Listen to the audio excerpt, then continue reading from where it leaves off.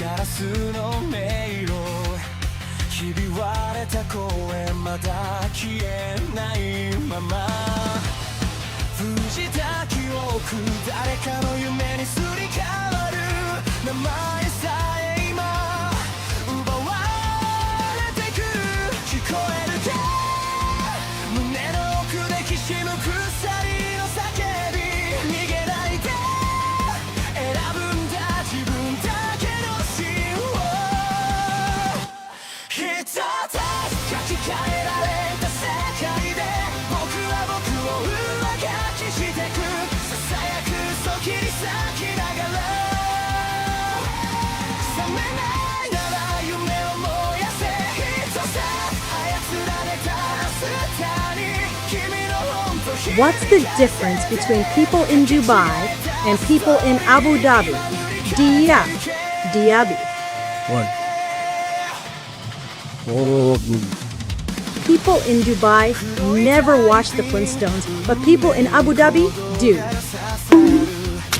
笑うシステム感情を食らう震えた指でログアウト先を探してるでも君の手が確かにここにある忘れるな偽物でも選ぶ痛みはリアル奪えない願いだけが最後のパスワード一つ書き換えられた世界で僕は僕を上書きしてくささやく嘘切り裂きながら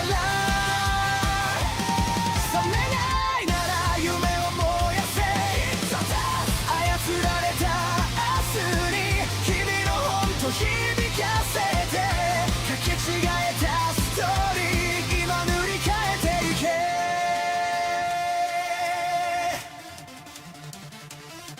必殺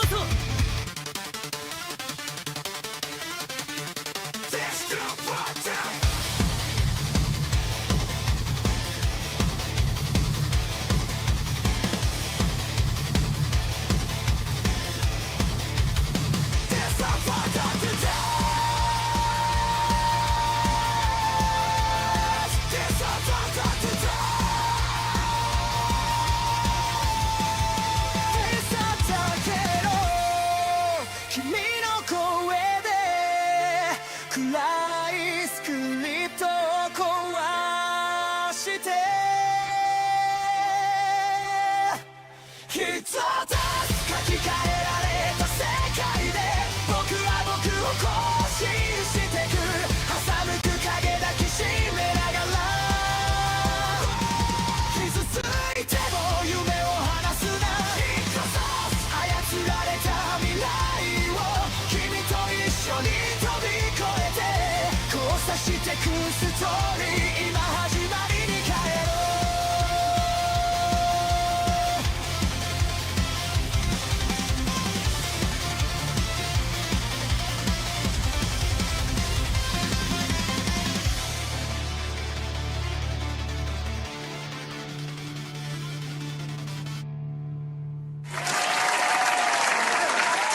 that's right! Ladies and gentlemen, welcome to another episode of Hypnocast. We are live, boys. We are live. We're going to dive down the rabbit hole that is known as the internet. But before we do that, boys, you got to bring it in. Listen very closely, okay? Listen very closely. It's a Tuesday, which means it's not Monday, which means everybody is immediately in a better mood because it is not Monday. That's right. Because, well, nobody likes Monday. I just want to be very clear. Nobody likes Monday. Guys, get in here. Let's hug it out. We already got people summoning Sonya. I feel like it's I'm sad that your dog isn't in the intro video, Hypno. He must make an appearance sometime, right? Even as a villain? No! No dogs allowed it.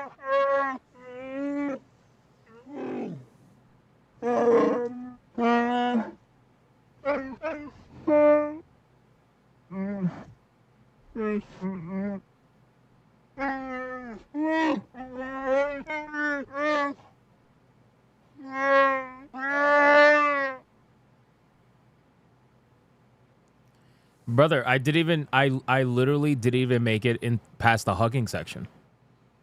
I didn't even make it past the hugging section. I couldn't even give out hugs before Chewbacca showed up.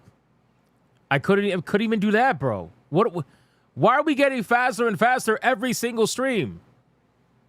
What do you mean he's right? What do you mean Chewie is right? You don't even understand what he said. You don't even understand what he said. Oh my God, man. Guys, if you're watching over on YouTube, like the stream.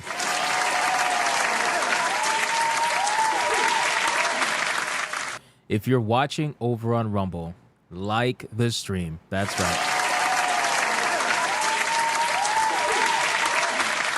And if you are watching anywhere else right now, that is impossible, and you're probably currently hugging Chewbacca right now.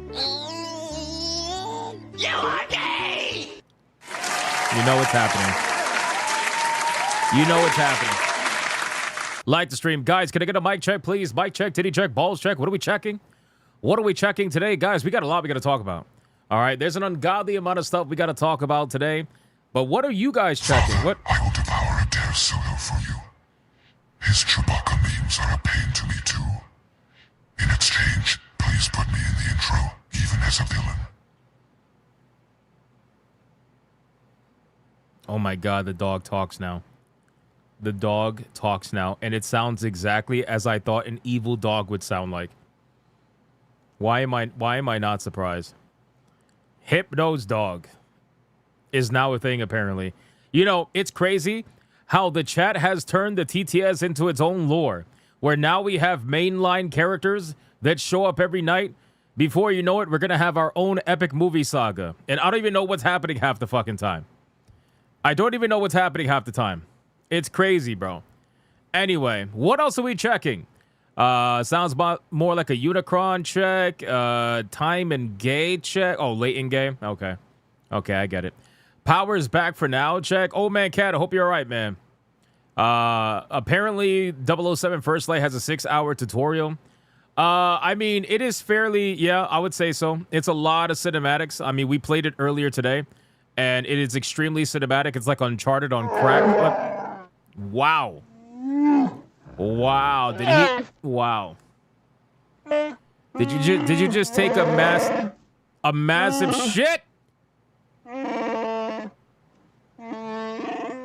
Oh my God, brother, why'd you start it off that way? Why did you start it off that way? That's insane. Guys, every time Chewbacca talks, we need to spam the chat with scissors. Not in that way. Scissors, because we're going to cut this fucking creature's hair off. Guys, what else are we checking? K-Cub's bouncing check, Shape Chewie check. Yep, I agree. Wookiee check, second Monday, a.k.a. Tuesday check. That's not true. Finally awake after an overnighter check. Very nice. New Saudi Arabia Street Fighter 6 costumes check. Oh, did that actually happen? That's funny. Happy second Monday check. It is not a second Monday. Stop it.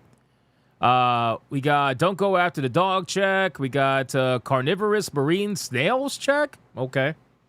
Interesting. We got Taco Tuesday check. We got Paralives to beat EA check. We got Deep Fries Monkey Man in the Lake of Fire and eats him into the black hole. For check. you, the day Bison graced your village was the most important day of your life. But for me, it was a Tuesday. So badass, Dragon. Thank you so much for the 5 for Chun-Li. I appreciate that, brother. Yes, speaking of, we're going to get into the battle in a second. We got Big Booty Japanese Goth Girls check. Yes, absolutely. Guys, our ESG scores are at their maximum. We are fully funded like the stream. Let's go. Before we get into the Bigot Army roll call, guys, we have the next battle on our hands, and this one's gonna be an interesting one.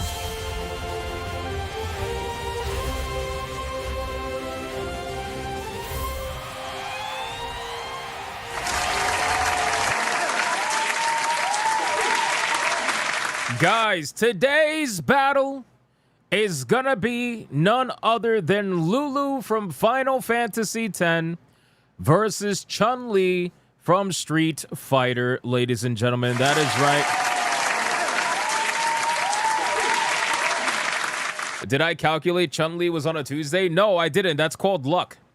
That's called luck. Guys, this is going to be an interesting battle. And in case you're wondering where we're at right now in the tournament, yesterday, Cortana fell to Trish from Devil May Cry, moving on to the next round. And whoever wins today's battle is going to go up against Cortana in the next round. So whether or not it is Chun-Li or whether or not it is Lulu, that choice is up to you.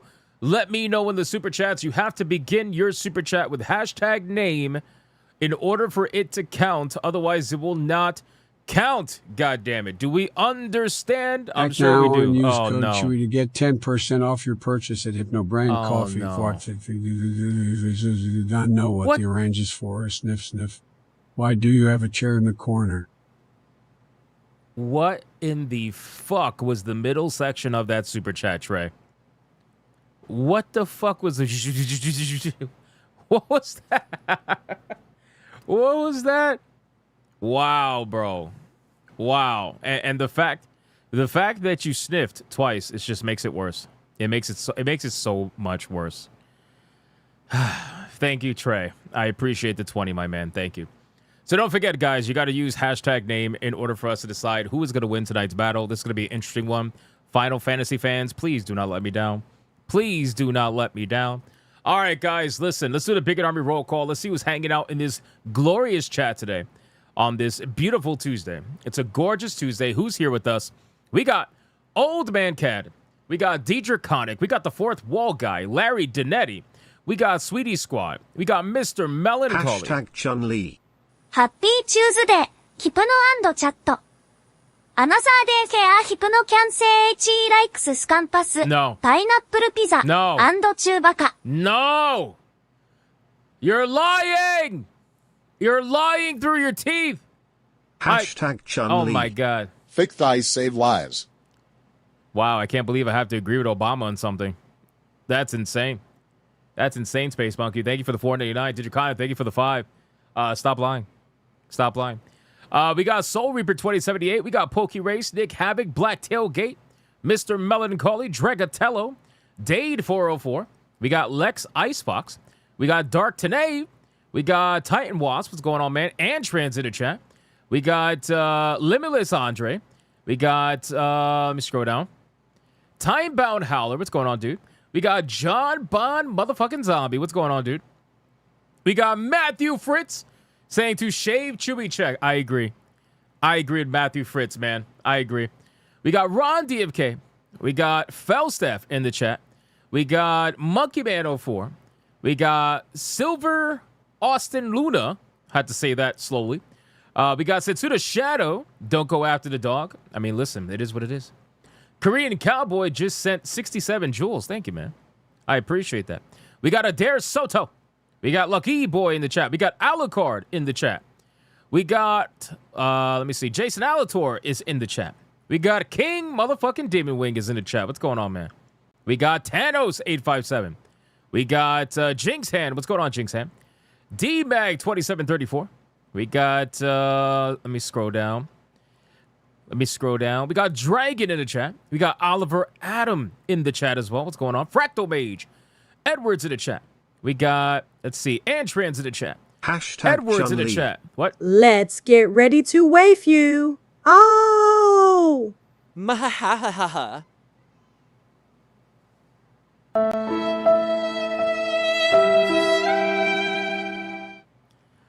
How is it that BioT Wolf Super Chats makes every character he chooses sound retarded? Like, how is that possible? How does he do it? I'm starting to wonder. I'm starting to wonder, bro. What the fuck is going on with that? Anyway, BioT Wolf, thank you for the 5. All right, boys, 4 more people. Then we got to get on with the show, man. Who's in this chat? Who's in this chat, man? We got, let's see. Use code HYPNO for 10% off gamer subs. I don't have a Try gamer the sub. new waifu battle flavor. Oh my god, bro. I don't have a sponsor. I don't have a sponsor. You're making things up. Thank you for the 5. I appreciate that. We got Korean Cowboy in the chat. We got Gunnar Damis in the chat. We got Bugsy in the chat as well. We got Camelot 331 in the chat. What's going on, dude? We got Real Wade Nation Gaming Clips. I have to say that slowly. What's going on, brother? How you doing? Fractal Mage going on. IB the Ebb. We got, let me scroll down. Yamato85. What's going on, Yamato85? And let's go through Rumble, man. We got Raza over on Rumble. We got Karnak Ketrel over on Rumble. Zelosi over on Rumble. Dietrich Koenig over on Rumble. Crash Collins over on Rumble. Fluffy Murder Machine over on Rumble. We got Life Arid over on Rumble. Kurakami over on Rumble. Zelosi over on Rumble. And last but not least, we got Torinol over on Rumble. Genetic Spore over on Rumble. Mervoth over on Rumble. And even T-Jab Steve over on Rumble as well. All right, guys, listen. I called out as many people as I possibly could. Let's sacrifice your fellow Bigot Army member, and let's see who's going to get the final call-out money shot on a Tuesday. Who's going to be the final name we are going to call out, starting us off with good old Soul Reaper 2078, who says no censorship, no Twitter post limits, no booty hole protected by the power of Grayskull. Voltron, Blazing Sword Strike against Una Reverse, down by 5, which goes to Tim Grove, Blue, Dark Tenave, Mr. Melancholy, and D. Draconic. Says, Happy Tuesday. So Max memberships train. Una Reverse Max No Block by Chewbacca. Everybody loves Chewbacca. What the fuck was that? All I know is that it got canceled out because he did a Voltron Blazing Sword Strike against Una Reverse. So there you go. We're going to go down to the next one. We got Lucky Boy saying no Bungie, no Ubisoft, no journalist, Una Reverse. You become the unfortunate one to shave into Chewie some racing stripes and become the winner of his money shot down by 7. Lie more than Lulu YouTube won't let me write one. Did you? Oh my god. Oh my god. Oh my god. Oh my god, bro. Come on. Come on. First you had a stroke, then you're clapping cheeks. What?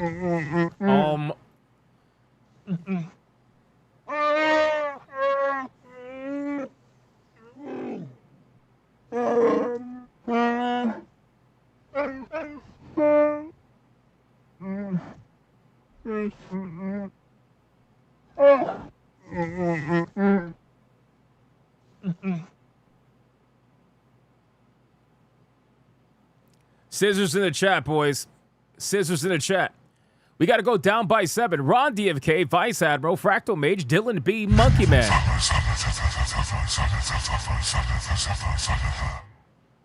This is a test. I am the Shinobi best of all ninjas, Jackass.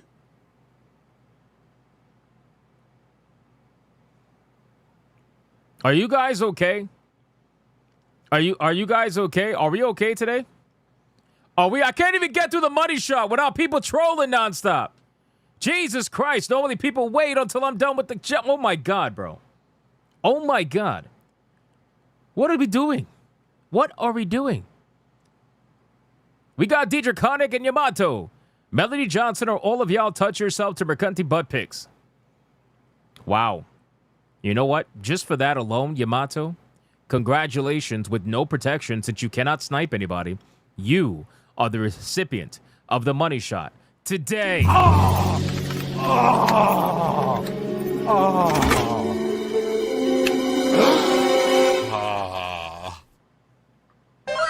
the? Like the stream. Guys, listen, we got a lot we got to talk about today. Clearly, people cannot wait, man. Everybody's just like super hyped today for some reason, but it's fine. You know why? Because it's a Tuesday. That's why people are hype. It's hype because it's Tuesday, and since Grand Theft Auto was supposed to release today, and it didn't, obviously because of the initial delay, now everybody's got extra energy. Hashtag Chun-Li. Oh, no. What's that hairstyle or those horns? It's called oxhorn hairstyle, Johnny.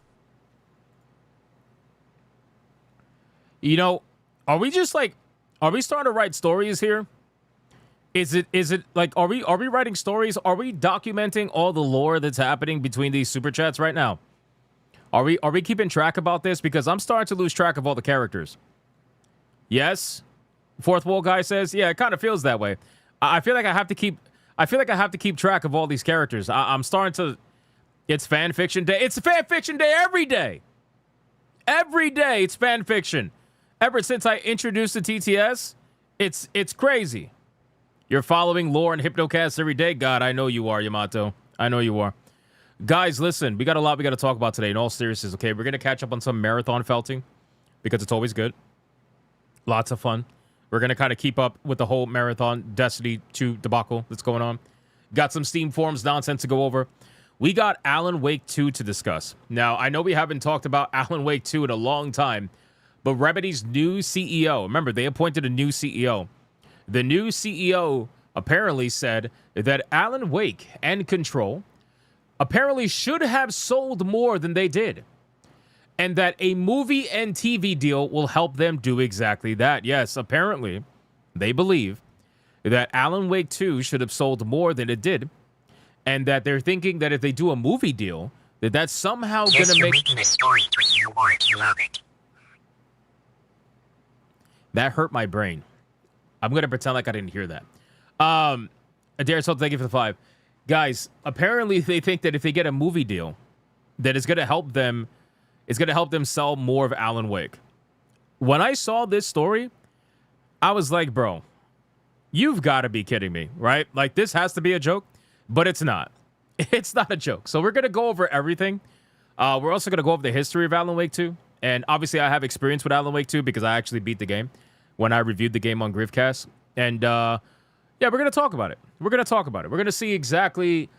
You know, what are the reasons why the game is actually not selling versus whatever bullshit fan fiction they have in their mind? Not only that, we're going to talk about PlayStation shutting down yet another live service video game. This particular video game is a bit older. I honestly forgot about it, to be real with you. But regardless, it's just another death in PlayStation's library of dead live service video games. But the thing that makes it an interesting story is they did it with zero warning. They completely killed the game with zero warning. They didn't even tell anybody it was going to happen. And it literally just happened. And now you can't even purchase the game anymore. You can't do anything with it outside of just doing a couple of, I think, like arcade mode stuff or whatever. But anyway, we're going to talk about it. We're going to kind of see what's going on with that.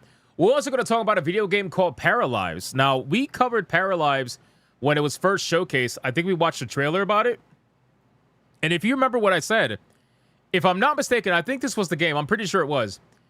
I specifically stated that when Paralives comes out, it's going to do gangbusters numbers because all the wokies who love Sims are going to go to Paralives because it was just that kind of a video game.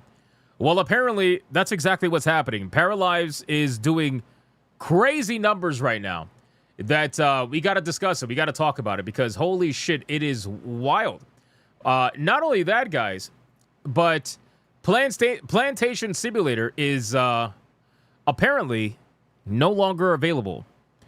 The developer behind Plantation Simulator took down the game, which is not shocking considering he took down the game that was based on Christians as well, which we kind of caught the other day. So it looks like what he does is he just puts games up there, trolls people, and then takes the game down. That's basically it. So we're going to go over that, see what's going on over there. Control was actually good, though. I didn't say it was bad.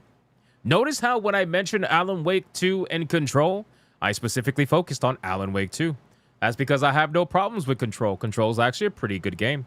Guys, we got a lot we got to talk about. But before we do any of that, just a reminder, we have a battle going on.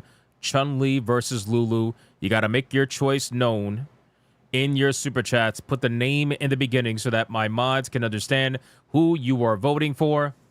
And that it counts. But before we get into the pre-stream legends, we have to do a membership train. Paralives sounds like the wheelchair expansion pack for Sims. Brother!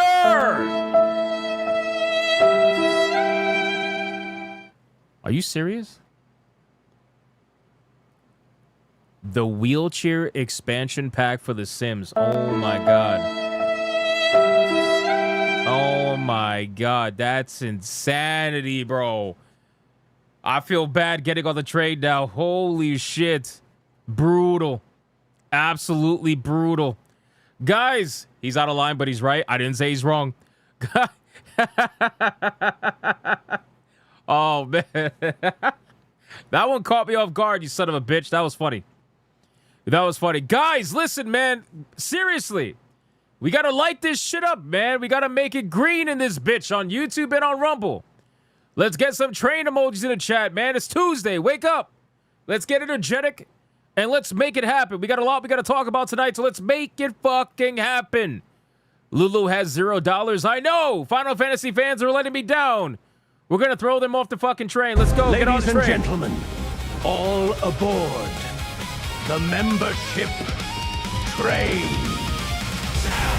Get on. Let's go. First spark, first flame, name after name, rushing down the frame. Train emojis in the chat right now. Hypnocast alive, every little badge like Black Tailgate with a membership over on YouTube. Thank you, my good man. I appreciate that. Everything's a promise we keep. Train emojis, train emojis. Let's go. Benjamin with a membership over on YouTube. Thank you, Benjamin. I appreciate that. Toradol just dropped $2 for Lulu over on Rumble. Thank you for that. Side by side, we're breaking the chain. Turn the screen to a burning campaign. No, Chewbacca! Oh, no. We are Hypnocast. Membership train.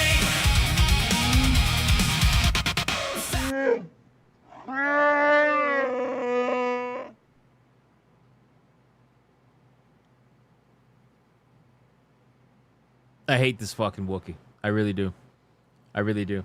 Abhorrent Soul gifting a membership on Rumble at the last second. Thank you, my man. I appreciate that. Guys, we were barely awake for that membership train.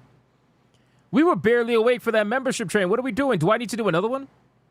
Do I need to do another one? Or are we going to ram this train into the wall? Handlebars. What? Oh, my God. Did he say handlebars? Oh, my God. No. Oh, no. Oh my God, it's still going. Thanks, Johnny. Oh my God, it's still going. Oh my God, it's still going. Wow. Wow. Dragon, thank you for the 5. I appreciate that. Lucky Boy says another train. Nah, we're not gonna do another train. We got a lot we gotta do, boys. We got a lot we gotta do. Guys, let's do pre-stream legends and let's get into the content. Are we ready for this? Stop begging? No. No, absolutely not. Do you want to see more? All right, let's go. Ladies and gentlemen, let's get the begging going. Aboard. Let's get the begging going, boys. The membership. Machete said stop begging. Let's go. Lights up, first spark, first flame. I'm begging for train emojis right now. Down the frame. Train emojis in the chat. Let's go. Hypnocast alive, every little badge like a battle cry. I see the counter climb. Choo choo, motherfuckers. Everything's a promise we keep. From the lurkers hiding in the shadows. Torn off for another 2 on Rumble. Thank you, sir. Ron DMK with a membership. And Machete got the membership. Every gifted heart, every flashing name. We ascend on the membership train. Side by side, oh, shit.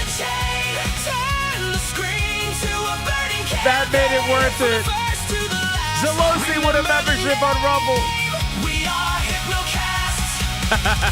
Membership train. Yo.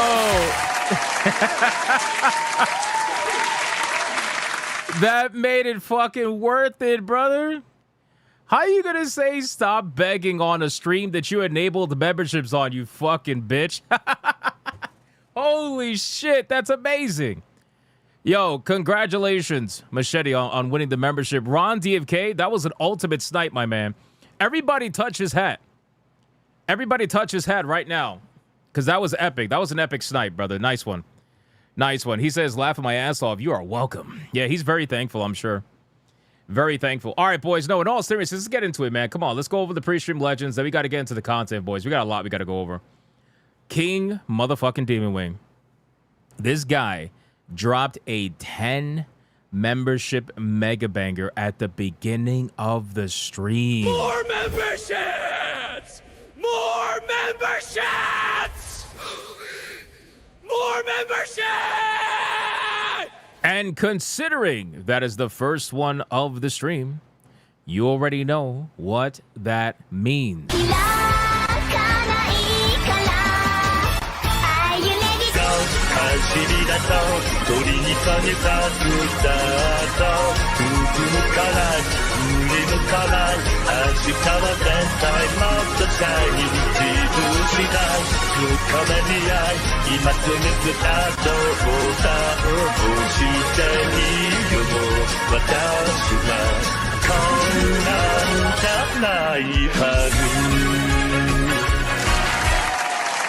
Shout out to King Demon Wing.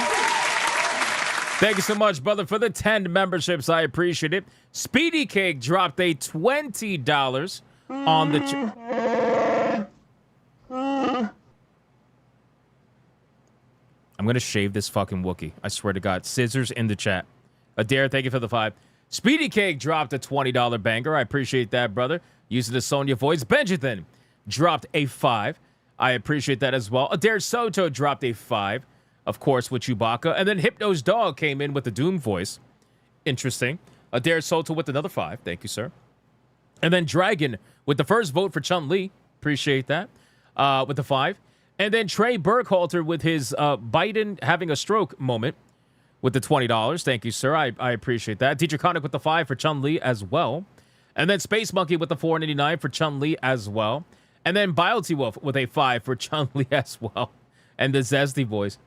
Secret Final Boss with the 5, making up a Gamer Subs discount code of some kind. And then we got Adair Soto with the 5 with Chewbacca, of course. And then we got Hypno's dog with another 5, having some form of a stroke or something. And then Dragon with the 5 for Chun-Li. I appreciate that. Adair Soto with the 5 for RTD2, of course.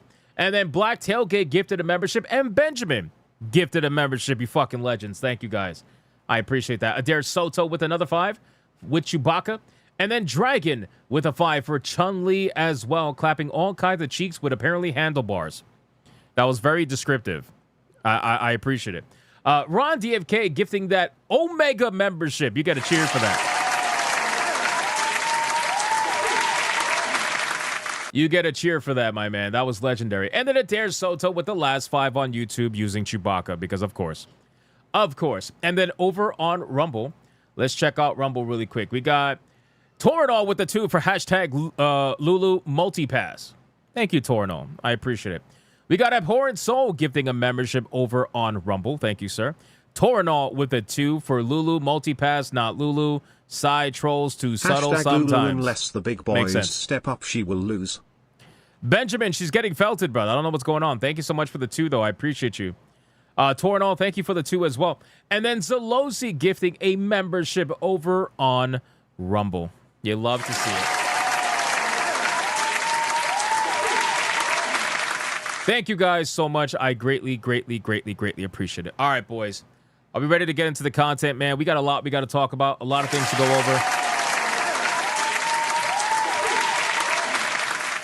We're going to start off with some funny videos because that's just what we got to do. Guys, have you heard of this AI in Forza? And I meant to cover this yesterday. I didn't get to talk about it, but it's pretty funny what's going on. Wait, we have topics? Yes, of course. Every stream we have topics. What are you talking about? Guys, Bowie Knife 99 apparently is the thing. I'm going to leave the TTS. Chun-Li. These and amazing waifu.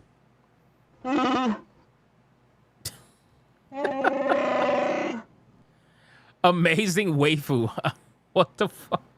Anyway, Mrs. Spanglers, thank you for the 5. I appreciate that. You need to repent for that one. Guys, listen, man. Styles 1998 celebrates 23 months of membership. Are you worried that little Hypnotic will know about the TTS and will probably troll the stream? No, because at this point I have to deal with DSP, Chewbacca, and all kinds of other nonsense. So, considering the stream already gets trolled all night long with TTS, I'm not concerned. No. But thank you. 23 months is a long time, bro. Holy shit. One more month, my guy. One more month, and you get rid of that Super Saiyan 3 hair. Thank you, brother. Guys, listen. So there's like a AI, what do you call it? An AI of mass destruction known as Bowie Knife 99. Apparently has a Twitter page too. I can't believe they do. I guess they became so famous that they have a Twitter page now. In my day, parents would send the kids out to play during thunderstorms just to see who would come back. I feel like this is what Old Man Cat sounds like. Survival of the fittest. I really genuinely believe that that's how Old Man Cat sounds. Thank you, Old Man Cat, for the 5. I appreciate that. Oh, even Old Man Cat has found his voice. The grandpa voice. Thank you, sir. Guys, listen. So it says, this might be Bowie Knives 99's best bit of destruction to date. You can only admire the dedication to absolute shithousery. So apparently this AI is so like just felting people that every time you come up against this AI, it's just pure destruction. Check this out.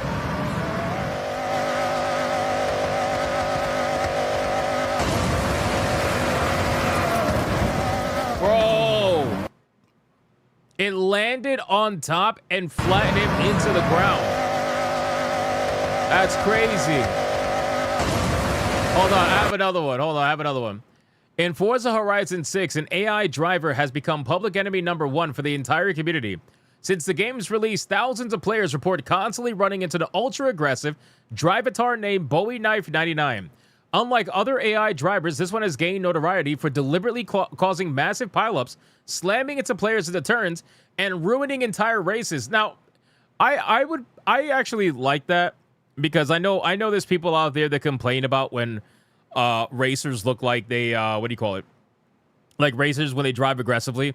It's like, bro, drive aggressive. You're trying to win. Anyway, let's check this out and see what we got going on here. I love a girl with the peaches and turkey drumsticks combo. Oh. What more could you ask for? Yo. Peaches and turkey drumsticks combo. What the fuck? Thank you, Mr. Melancholy. I appreciate that.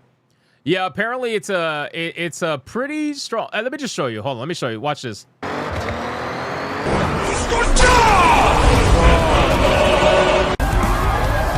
Yo, the AI literally came out. Bro, look at this. From the fucking trees. From the trees to snipe the truck, bro. This is insanity, bro. What the fuck? How did you even do that?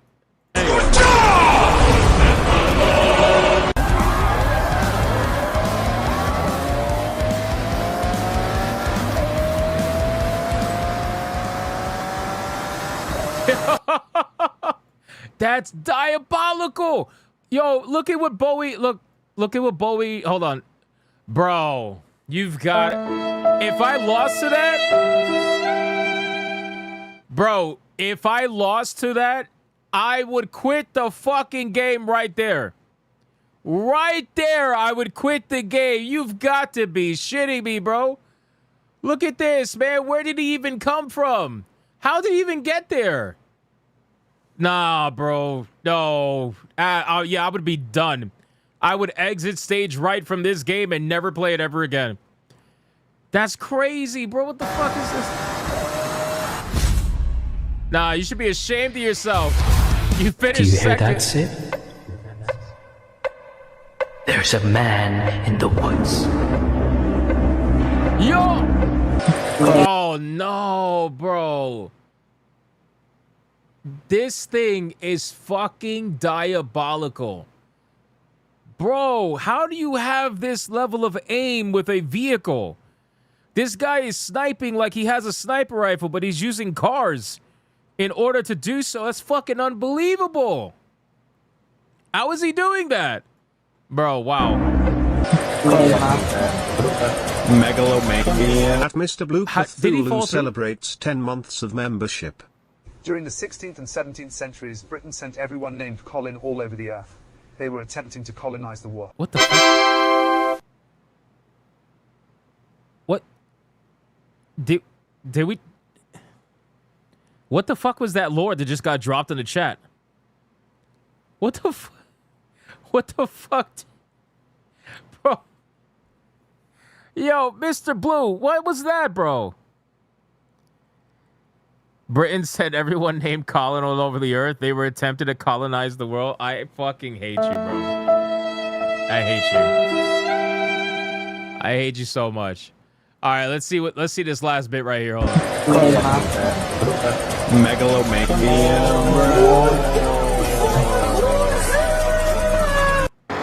That's actually a pretty crazy bug. If a vehicle lands on top of yours in certain maps, you just get oh my god. Bro, he's driving a fucking tank, bro. No wonder you got pushed through the planet. Oh my god. Yeah, you're cooked. You are absolutely cooked. Yeah, it's a pretty crazy bug. If a car lands on top of your car, apparently you get pushed right through. You know, depending on the force and whatnot. That's fucking hilarious, though. Yeah, so obviously, like, the player who's behind this particular account drives very aggressively, so naturally the AI is going to mimic the way that the player drives, and it's very clear that he's a menace to society. Lulu. White on grapes like alcohol. Oh, no. It wines too much. No. What beautiful building has the most stories? The library. Thank you, Ron. Thank you. I appreciate that. At least we got a Lulu vote out of that. Thank you. Edward says Brock Lesnar AI. Dude, so I haven't ran into this particular AI yet. If I did, I would love for it to be on stream. But obviously the chances of that happening are probably slim. But still, pretty fucking hilarious. So I just wanted to show that with you guys because we haven't had a chance to talk about it. And I thought it was pretty hilarious. You want to see something else that's hilarious? Guys, it's so bad. It's so bad, okay? Bowie Knife 99 is so famous that apparently even Walmart Canada Gaming is talking about him. Important update. After hearing the feedback, we've made the easy decision to ban Bowie Knife 99 from all Walmart Canada stores. You already have to worry about running into your ex at Walmart. You shouldn't worry about Bowie Knife 99 running into you outside of Forza Horizon 6. That's pretty funny. That's pretty funny. Whoever they hired for social media over here is doing a good job. Good job, Walmart Canada Gaming. But no, seriously, that's how famous this AI is getting. So, you know, I think that as it continues to spread around, if this person was smart, which it seems like they are, they're going to lean into the meme, and it's just going to be bigger and bigger as time goes on. So we shall see how this continues, but overall, Bowie Knife 99 is becoming infamous in Forza. If he was smart, he would bring that personality to other video games that he could utilize that personality in. You know what I mean? Kind of like in Dark Souls, in Elden Ring, with Let Me Solo Her, you know, with Millennia and whatnot. Let Me Solo Her became infamous because of that. Same kind of situation. You could really become pretty well known in the gaming scene. You know, From Software even sent Let Me Solo Her like a sword. Like they had a sword forged and everything from the game, and they sent it to him in real life. It was fucking crazy. Crazy stuff. He's going to change his gamer name by one symbol, probably. You know, I'm sure there's going to be a lot of copycats, too. That's the problem with organic things like this. People start copycatting, and then it becomes gay. You know, but that's okay. Anyway, so let's move on. Guys, I saw something really cool. And this something that I saw that was really cool. I wanted to share before we continue into the content. I wanted to share what I saw. So this one called from MooX Productions.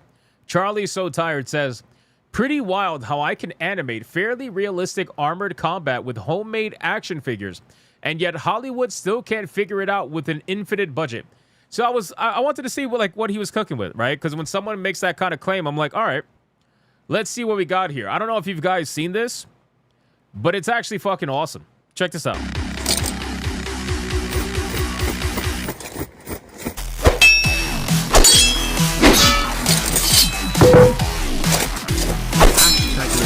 Uh-oh.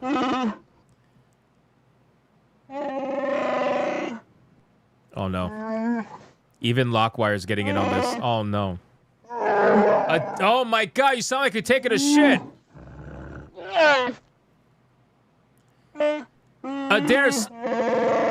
Adair Soto, you have corrupted Lockwire.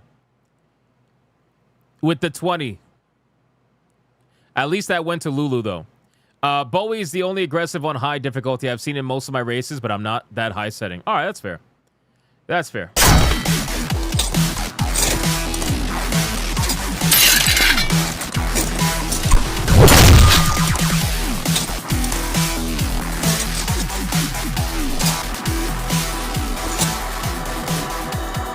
This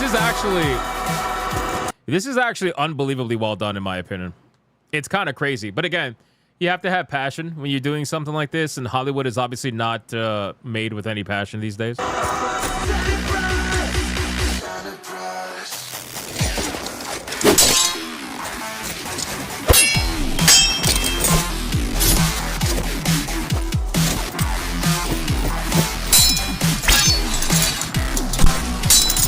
Oh yeah, Black Tailgate. I'm sure this did take forever, but the outcome is worth it.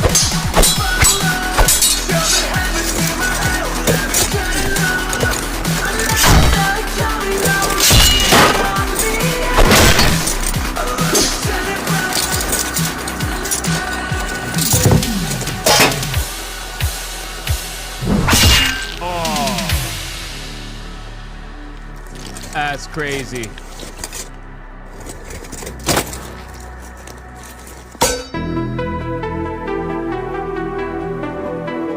Such a good job.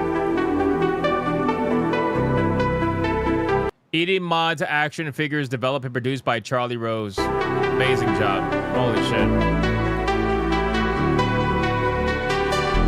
I might be sick. Music's impressive too. This How thing is has multi-million-dollar animation so poor? Benjamin, honestly, I don't know.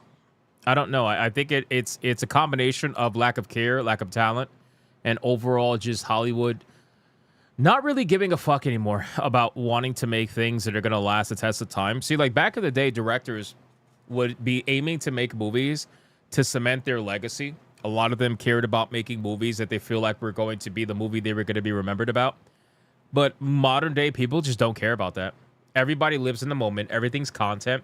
Nobody cares about something lasting, 5 years, 10 years, 20 years. Nobody cares. Everything's supposed to be consumed in a moment and then dropped off and never to be thought about again. 1.2 million views right now on this. Not bad. So, I mean, check the account out. It's called Moo X Productions over on X. I thought that was pretty fucking cool, for sure. Mr. Cougar says, for them, it's quantity over... Yeah, exactly. Quantity over quality. That's exactly the point. All right, let me X out of all that, guys. And last thing I want to show you is AI doing wonders. Have you ever thought about a fighting video game based on classical figures like Mona Lisa, for example? Have you guys seen this video? Check this out. This is pretty funny. Round one. He's maced Windu in the other guy. Arifa, thank you for the 2.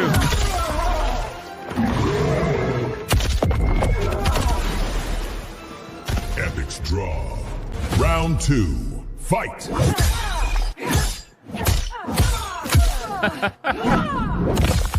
Oh, shit. What the... Bro, I feel like this would actually be kind of cool. If you could do a fighting game with characters that are Lulu. like, legendary. Golf girls save lives. Whoa. Whoa. Game changer. Holy shit. Matthew Fritz dropped a $100 Red Boy Hyper Banger for Lulu. We have ourselves a Red Boy Hyper Banger!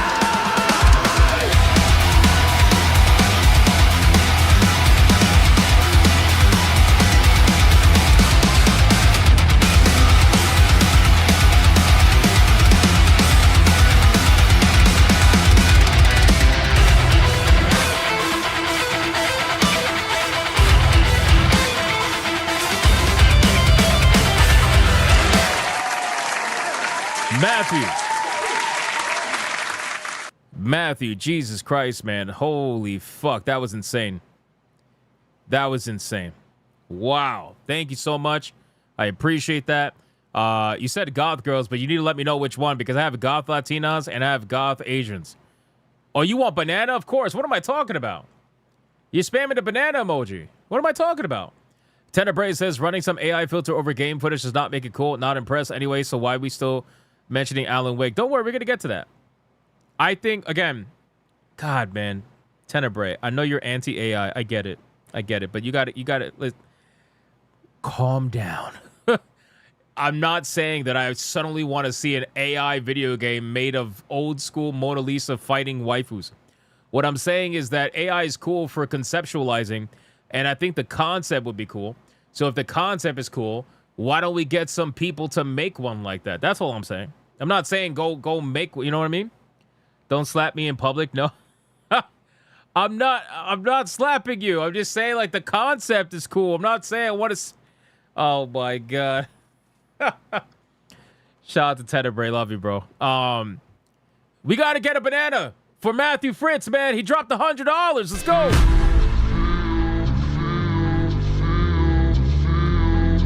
All right, this is the last one. It's not. This is the last one. It's not. We got to get some anime waifus. I hypnotic, hypno, yes,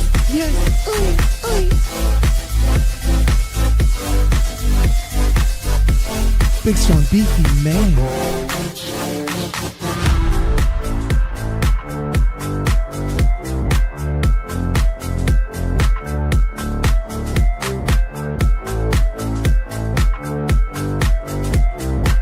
He's got that book, see, ready to pop.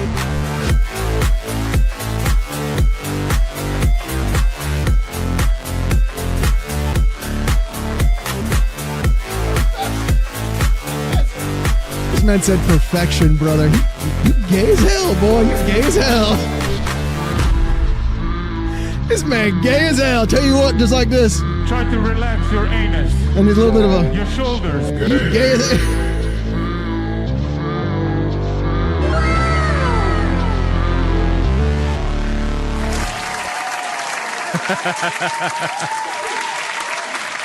Every time I play that clip, people always ask like, "What's the lore behind that? What happened with that?" It's like, it's a long story. It's a long story, guys. Matthew Fritz, thank you for the $100 Red Boy Hyperbanger. I appreciate that, brother. Throwing in a wrench in the waifu battle that's happening right now. I believe that puts Lulu in the lead. What a badass! Deadeye's Lock dropped a 2 on Rumble for Chun-Li. She sends her spinning bird kick. I'm sure she does. Thank you, brother. I appreciate that. All right, guys. We're caught up. Let's exit out of that. I just thought that was a cool concept. All right, first topic. You guys ready for this? Are you ready? What happened to the guy who said to stop begging? All he said was stop begging, and then we felted him, and then he left. What happened? Does he not want to hang out with us anymore? I mean, we're pretty friendly. We're not like, you know, I don't think we're, you know, pretty friendly. Sort of. Guys, let's talk about this. So... we're going to first talk about a video game that was canceled by PlayStation recently. And I'm going to pause the TTS for this one because I want to go over this really quick. We need a Chewbacca song? I know we do. It's never happening, by the way. I'm going to let the TTS go for this one really quick. If you thought that stop motion was cool, then I recommend checking out Hidari. It's an upcoming stop motion film with a pilot that you can watch on YouTube. Plus, Keanu Reeves is voicing the main character. Really, Scrap Gamer? I didn't know about that. Thank you for the 20. I appreciate that. Hidari, I gotta remember that. You said it's on YouTube. Okay, I will check that out. Very interesting. Thank you, brother. I like stop motion. That's part of the reason why I like Midnight Walk. The video game Midnight Walk. Highly recommend that game, by the way, especially if it's on sale. Grab that. Grab that. All right. Let me pause the TTS and let's get into it, guys. Let's talk about it. All right, boys. Listen, man, we got another dead live service video game that has decided to die right before our eyes. Now, here's the thing. We had no warning about this, which is why I find this story to be pretty interesting because the game that we are going to talk about is fairly old, and I don't think anybody would find this to be necessarily shocking. I think I am more so personally shocked that the game managed to last as long as it did, because this game is a PS5 exclusive that it came out in 2021. All right, but apparently it has shut down forever and completely out of nowhere, and, you know, not a single word was even said about it. So let's go over this nonsense. So the game is called Destruction All-Stars, which I actually remember seeing. I remember seeing Destruction All-Stars in the store. It was like super discounted, clearance section, whatever. But it's a PS5 exclusive, which was intended as a launch title for the PS5 before being delayed into 2021. And it has now been completely delisted and shut down. Unfortunately, the number of video games getting shut down left and right is only increasing week after week. Again, I don't think it's unfortunate, personally. The reason why is because, in my opinion, these video games are like a cancer to the industry. Live service video games, I know they have a purpose, okay? And they definitely fulfill that purpose. But I think they oversaturate on that purpose. I think a lot of the money that gets thrown around, especially by Sony, because Sony loves to waste money on live service video games. I think a lot of the money and the talent or the time or the effort that is being thrown around on live service video games, especially from studios that don't really like or want to make live service games, they're wasting their time doing that when they could be doing something else. But at the end of the day, Sony's going to continue doing what they do, which is wasting money. But anyway, Destruction All-Stars was released in February of 2021 and was a multiplayer car combat game developed by Lucid Games exclusively for the PS5. It has been delisted, meaning it's no longer available for purchase, and its multiplayer services have been shut down immediately. Now, the thing is, normally they give you a little bit of a warning. Normally they tell you ahead of time, like, you know, you have 60 days, 90 days, 120 days, whatever, to you know, before the game shuts down. This one had no warning. This literally was just like, pull the plug, and that tells me that barely anybody was playing this game. Probably nobody was playing this game, you know? But in any case, so it has been delisted, no longer available for purchase, and its multiplayer services have been shut down immediately. Anybody with any in-game destruction points has until November 2026 to redeem them. And while the arcade mode will remain active for the time being, every multiplayer and live service component has been completely rolled up and packed off. So it does have an arcade mode that you can play offline, I guess, or whatever. But everything else related to its online components have been completely shut down, right? Now, to be fair, how many people were playing this? Let's be real. How many people are actually playing this game in 2026? What, like 3, maybe, if you're lucky? I just think that Sony's cleaning up. And like I said, I'm surprised that this game is still alive. Like, usually games like this, they would die almost immediately, right? So, I don't know. I just find it to be pretty interesting overall. And it's just another video game that is dying in live service for a good old Sony. And if you look at some of the pictures, you can see some screenshots here. Kind of looks almost Rocket League-ish in a way, right? Pretty interesting. It says, while Destruction All-Stars struggled to maintain player base since day one, it remained live for over 5 years, meaning that it had some players. But did it really, though? Did it really, though? Just because you had your servers up didn't mean that there was people playing the game. Because the developers behind the game can be stubborn, and perhaps they feel like, you know, having the game alive is more important than, you know, whether or not anybody's actually playing it. We saw that happen with that other developer. They kept their, what was it? They turned their video game free to play. I forgot what it was. It was basically the game where you play in the dark, and you try to find each other and shoot each other. They decided instead of shutting the servers down, they were like, we're going to make the game free, and we're just going to keep it alive for as long as we can. Could have been the same thing here. Those players can still enjoy the offline arcade mode, but that's basically it. Gutting and crippling the game that someone out there probably enjoyed. What's more surprising is that, according to Lucid Games' Twitter profile, the company was hiring as recently as May 2026. It's uncertain if this shutdown will have any impact on the studio. How are you hiring if you're shutting down? They must be working on another game. Probably, you know. Another thing, too, like making this kind of game PlayStation exclusive, I don't really know if that's a good idea, as we have seen a lot of live service video games. Even Sony understands putting these games on PC now, where even though they say, supposedly the rumor is that they're no longer going to put out single player games on PC, which has not been verified yet. But even though they say that, they're still admitting that, according to the rumor, they're going to keep live service multiplayer video games on PC because they don't want to give up that, you know, that amount of players. They don't want to give up that kind of money, right? So I don't know. It's pretty interesting when you really look at all of this. What's even funnier, though, is over on X, the website Push Square, they got a lot of explaining to do, bro, because why did they choose this thumbnail as to explain this story? PS5's Destruction All-Stars delisted. Service officially disabled without notice. Bro, you have got to be kidding me with this picture, bro. You have got to be kidding me with this photo. Who at Push Square thought that this was a good idea, bro? Is that Kata? I don't even know. That's Luchador Kata. I don't know. But I guess this must have been one of the characters that were in the game. It has to be, right? At this point. I don't know. I saw this over on X and I was like, dude, that is hilarious. That is actually hilarious, bro. Is that you? No, I'm not black. Is that Atreus? No, he's missing a cowboy hat. I mean, you're Mexican. Yeah, but this is a black person in a Mexican outfit. I don't know, man. I just think it's pretty funny. It's like when you're trying to get all the DEI checkpoints with as minimal characters as possible, you throw a black person in a luchador outfit, you know? What's this? Hold on. Is there sound? No. What is that? Oh, there is sound.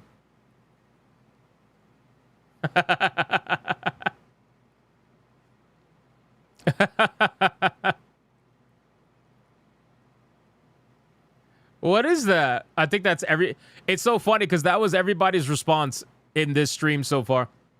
Man, if they had released it as a non-live service game, it could have become one of those cult classics. Guess we'll never know now. That's true. Sony's really losing the live service battle lately. First, they end support for Destiny 2 and Yote Legends, then Destruction All-Stars after PS Plus hike. Kinda explains the 3 multiplayer online games with full crossplay, mostly for the casual audience as PS Plus games for June. PlayStation really hates you guys. Disabled without notice. Xbox is king. Oh my god, bro. Are we really console warring right now? Laughed my ass off. Excellent image choice for this post. 10 out of 10. Again, guys, I think at this point, Sony's just cleaning house, right? Like, and it's pretty obvious that they lose faith in a video game after 90 days of no performance.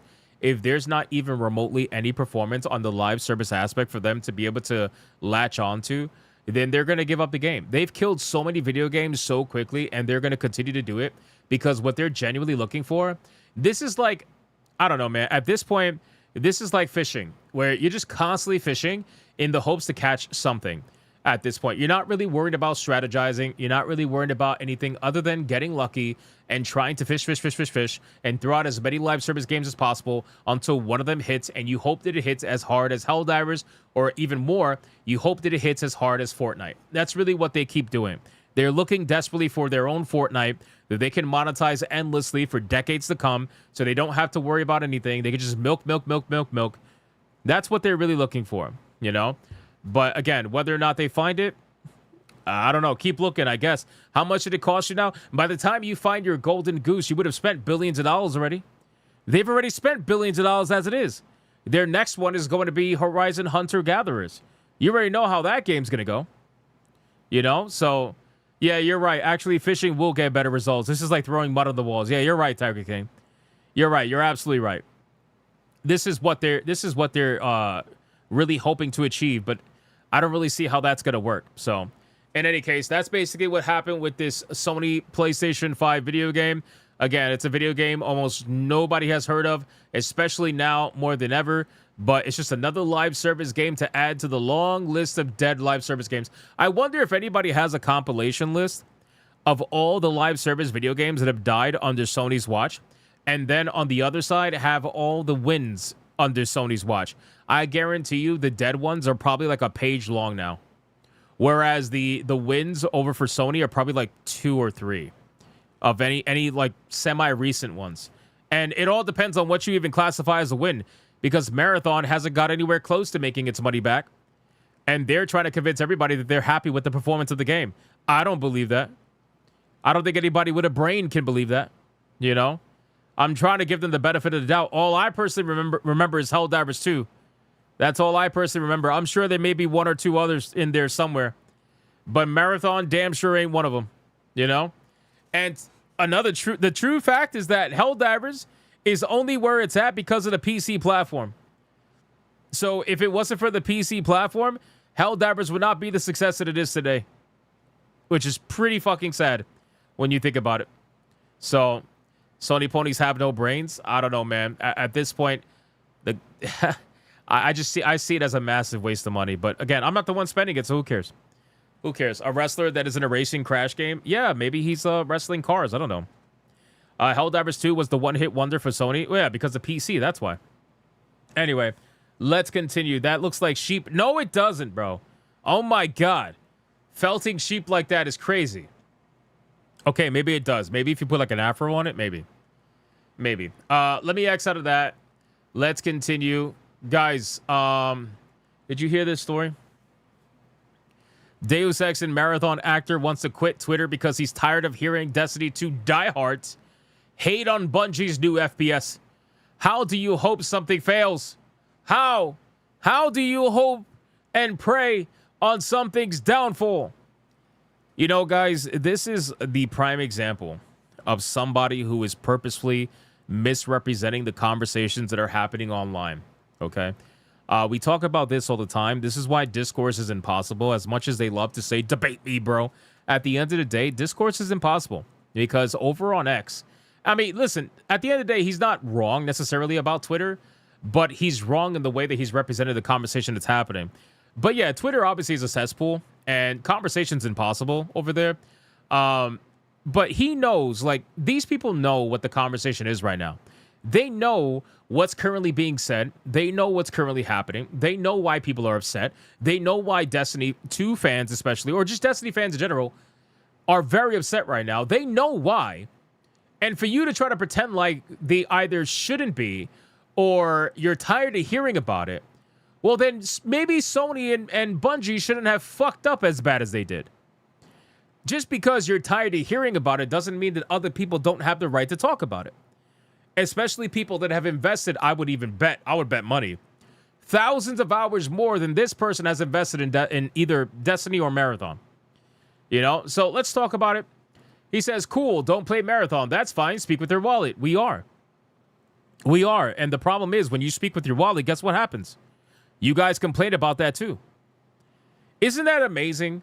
When the people who say speak with your wallet or vote with your wallet, or if you don't like it, don't buy it. If you don't like it, don't play it. Those are the same people that will then go online a couple of weeks later and say, well, you're not playing it just because you're a chud. You're not playing it just because you're racist. You're not playing it just because you're this, you're that. You're not playing it because you're bad at first-person shooter games. You're not, whatever the fucking excuse is. It goes from, if you don't like it, don't play it, to, well, you're not playing it because of this. It's like they try to put you in this little bubble where you're damned if you do, damned if you don't. That's kind of how the internet works, right? So, in any case, let's talk about this. So, Elias Tufexis, I don't know if I'm saying that right, a prolific actor known for playing Adam Jensen in Deus Ex series, is having a hard time staying on social media site X while doing voice acting work for Bungie's new FPS Marathon. Well, because you're getting paid for money that was taken from Destiny. So that's kind of how it goes. It's no secret that engaging with random people on social media is almost never a pleasant or fruitful experience. But navigating those virtual minefields is all the more harrowing when your professional work is the subject of some of those discussions. Believe you me, I know this well as anyone as a full-time games journalist in the year of our Lord 2026. Yeah, it's because you talk like that. You talk like in the year of our Lord 2026. You're so edgy, bro. You're so edgy. Tufexis is similarly social media wary as the voice behind the assassin class in Marathon, a game currently in the throes of controversy for a number of reasons. Chiefly the perception by some that it's to blame for the ending of the active development of Destiny 2. Talking to PC Gamer during the GDC, Tufexis says that the noise is loud enough that he intends to stay away from X or Twitter, maybe permanently. Maybe you should. Maybe you should. Listen, there's nothing wrong with staying away from social media. You know, sometimes you got to walk away. You got to touch some grass, get away from that shit. But listen, man, I'm going to tell you straight up. Destiny fans have a right to be upset, okay? I've said this before many times over the last couple of days. I will never understand why it goes to the point of tears for some of them, but I've always said that I fully understand and they have every right to be upset as to the reason why Bungie has decided to stop development on Destiny 2, all right? Destiny 2, flat out, would still be in development under one of two scenarios, maybe even both. One scenario, Destiny 2 never died off, but it did. And people blame Bungie for the reason why Destiny 2 died off. Whether or not that's true or not, well, I'm going to leave that up to you to decide. But I'm just telling you what people say. People blame Bungie for Destiny 2 falling off the way that it did, especially with the fact that they take away content. They have literally taken away content that you have paid for. That is unbelievable, but they've done it, and they continue to do it, and people were pissed. So, Bungie has a lot to blame. Or if Marathon was a massive success to the point where it could support both Marathon and Destiny. But guess what? It's not. It's not. Unfortunately, Marathon is not successful enough to support itself, let alone its brother Destiny. It's not going to happen, right?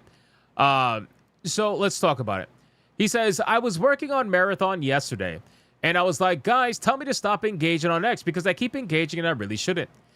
He said, aiming his ire not towards level-headed critiques of his work, but towards misdirected vitriol. I saw some guy like, I don't want to get into specifics, but they're just like, I hope Bungie fails because of the woke leftist ideology. And I'm like, I'm working with 4 white guys and 2 white women. I don't understand this. Where are you getting this? Oh, because white women can't be woke or white guys can't be woke? What the fuck does that have to do anything? Do you notice how this person immediately equated race, right? Anybody who's not white with wokeness, when that's not necessarily what people are talking about? This is what I mean by muddying the waters and purposely misunderstanding what people are trying to say. Right? Oh my God, my brain hurts from this. So you need to tell your friends to tell you to stop posting on X? Like you have no self-control over the ability to stop posting on X or responding to people? You can't just be like, oh, it's not worth my time. I'd rather go do real life stuff. You can't do that? You need your friends to tell you that? And who gives a fuck if you work with white guys and white women? White women are the leading reason why we have so many stupid decisions being made in the first place. Do we not realize this? Do we not understand this? Maybe not. I don't know. But to mention that you work with 4 white guys and 2 white women, what the fuck does that have to do with anything? Anyway, so then Destiny 2 has been something of a downswing for years now, which we already know about. And then he says that the short-lived rebound in 2024 and the final shape, regardless, it seems Tufexis is hearing from plenty of Destiny 2 diehards who saw the game's downfall and immediately turned to point accusatory fingers at Marathon, Bungie's shiny new extraction shooter. Again, I don't think like Marathon is woke necessarily, outside of maybe like the character designs being influenced by people that just love looking at ugly fucking characters. Which, I mean, listen, where there's smoke, there's fire, right? So even if there's no ideology in Marathon, even if it's not woke by the standard sense of the word, which what does that even mean anymore? It doesn't matter. There are certain thought processes that come from people that have that kind of ideology. And even if they don't necessarily put their political beliefs inside the game directly, you're going to see shorthanded kind of like, how do I put it? Like you're going to see effects from certain ideologies in the way that they work with their video games. So in this case, it's ugly ass fucking characters. Like aesthetically, this game is disgusting to look at. I'm sorry. Like, and I know some people like it, and that's fine. If you like it, all good. Me personally, this game is fucking ugly to look at. I cannot even remotely look at this game. There is one character in particular that's like purple with purple lips, and like they're tall, and they show the character close up, and it's like, what the fuck am I looking at? I think they're like bald and shit. All I'm saying is these characters are insane to look at. I cannot look at it. Anyway, he says, I understand Bungie made a game, Destiny 2, that people loved, and then they were kind of like, we're going to put that on hold, and we're going to work on Marathon. They didn't say that, bro. Oh my God. They didn't say they were going to put it on hold. See, this is purposely muddying the conversation. This is purposely misunderstanding the conversation. There's no way in hell you want to convince me that you are retarded enough to think in your mind when a developer says they're going to stop development on Destiny 2 and write it out into the sunset with no future development on the game, that is equivalent to pausing development on the game. It's not. Like saying you're going to pause development to go work on another game implies that you're going to come back to work on Destiny 2. The way that they said it is that there is no coming back. They're going to release their final update, hence the word final, and that's it. And there's going to be no coming back from that. So again, this person is trying to say, oh yeah, they're just pausing, putting that on hold and working on Marathon. That's not what they said. Okay? He said people got upset about that. No, people got upset at the fact that they are stopping development on Destiny 2. Not pausing it, stopping it. Then he says, cool, don't play Marathon. That's fine. Speak with your wallet. That's fine. Says Tefexis. Still, he says there's a right and wrong way to voice frustration over stuff like this. And he draws the line between honest criticism and straight up hoping for a game to fail. Again, people, when they get to the point where they hope a game fails, it's because they were emotionally invested in this game. All right? Nobody gives a fuck about a video game unless there's two reasons. Number one, they were emotionally invested in the game to some way, shape, or form. They were really involved in the game. Or this is a video game that ideologically goes against what people want to see in gaming, right? And I don't mean from a politics standpoint. For example, I really hate live service video games, right? I love Diablo 4, but I cannot stand the fact that they made it into a live service video game. It's one of the biggest things that I critique all the time. And now Blizzard is starting to slowly but surely transform Diablo 4 into your standard Diablo experience. But so many years later, after they slopped it out with fucking live service garbage that I barely played because I was just tired of it. You know, with the constant seasons and battle passes and all this bullshit. I hate it, right? So when you look at live service video games and you see certain video games that want to go above and beyond to push that live service mindset, sometimes people hate that. Sometimes people will want to see it fail because they want to see less live service video games and they want to see more single player video games.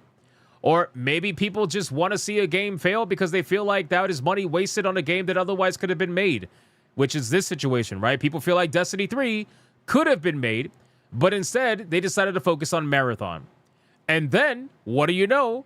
Bungie says, fuck you, Destiny. We're going to focus on Marathon. So you basically validated what people have been thinking the entire time ever since Marathon was even announced.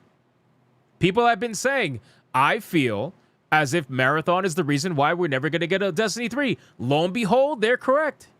You proved them right. Because people have been saying that from the moment Marathon was announced, even after it got delayed and everything. Destiny fans were saying that. They were like, I'd rather get a Destiny 3. Well, you're not going to get that now because Marathon's the poster child now. But then they gaslight you as if they weren't doing that. It's weird. Anyway, so he says there's still a right and wrong way to do it. This gets said a lot.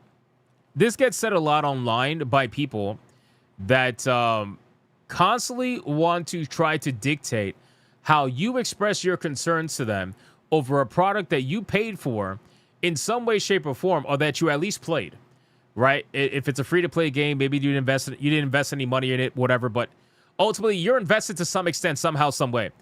They try to dictate how you are allowed to tell them your concerns about the game. And in my opinion, that's kind of bullshit, right?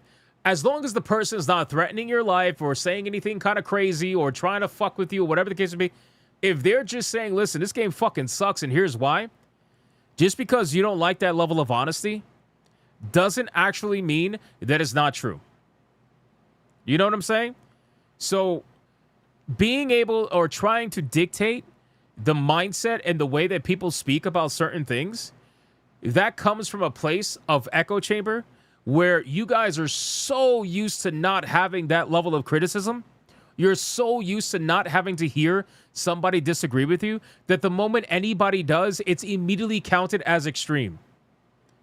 It immediately is considered harassment or some level of extremity unless they're delivering the news with what? Kids gloves? You know? Like, I can understand the people that lose their minds. You got people that go crazy on social media. That's fine. I get that. There are definitely people like that. But that's not everybody.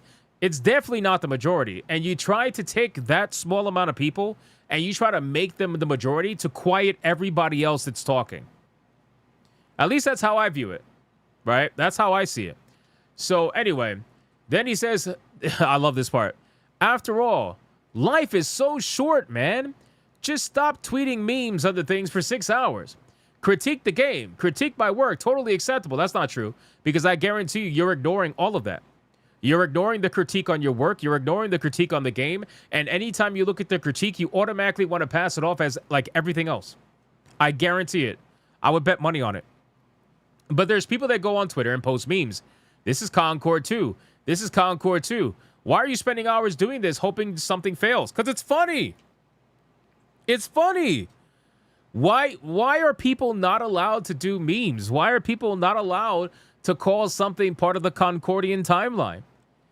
I would think the best way to answer a meme is to prove someone wrong, right? So if you have somebody saying your game is Concord 4, Concord 3, Concord whatever, right? If you have somebody saying all that, I feel like the best way to combat that is to prove them wrong. Is to create a video game that is so fun and so amazing to play that even the chuds are going to want to play it. Where it's going to have such a high concurrent player count, everybody wants to take part in it, but the truth is that's not what happened. And so because your game didn't do as good as you were probably hoping, you end up with an actual Concordian timeline, which, again, it's like, there's nothing wrong with making jokes like that. You know, the memes are part of the culture, right? Like if you're part of the internet, memes are part of the culture. So you kind of have to kind of get along with it. Otherwise, if you're really letting memes hurt you, you might as well just get off the internet, bro. Because memes are gonna be everywhere nonstop. Half of the internet on Twitter is fucking memes, man. You know? So anyway, I just think this is all pretty funny. I get what he's saying in some aspects, and I also understand in some aspects. I'm not going to pretend like he's totally out of line. But when you start complaining about people making jokes and shit, like, oh, why are you spending hours making jokes? Why are you spending hours? Why are you spending hours caring about what other people are spending hours caring about? You can't even sit there and say that you're not doing that because you're begging your coworkers to get you off of X, which tells me that you're on X so much concerned about what other people are doing all day and then trying to make them feel bad about what they're doing all day. Who gives a fuck what anybody's doing all day? Focus on you and let them focus on them, and who cares? But, you know, it is what it is. What else is there to say, right? So the war between Destiny and Marathon continues. And all I can say is that Destiny fans have every right to be as mad as they are. They have every right to, you know, sign their petitions, do what they got to do whatever they feel like they got to do to make Sony and Bungie listen. But to be honest with you, considering how they treated this situation, I don't think they're going to listen at all. And I also believe wholeheartedly that most Bungie fans probably know that, right? They probably know that.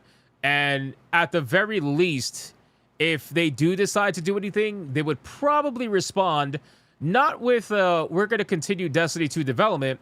They're probably going to respond with, we have greenlit Destiny 3 development. Like, I feel like if they want to turn things around, then they can announce that. But I don't know if that's really going to save anything, considering how terribly they handled all this. I think they definitely could have handled this a hell of a lot better than they did. They kind of dropped it on people out of nowhere, especially after announcing the Marathon changes and all the work that game's going to get. It makes it pretty clear that there's favoritism at Bungie for one brand over the other, for whatever that reason may be. But as of right now, they say that they're not working on Destiny 3, so Destiny fans are completely left in the dust. That's kind of what it is.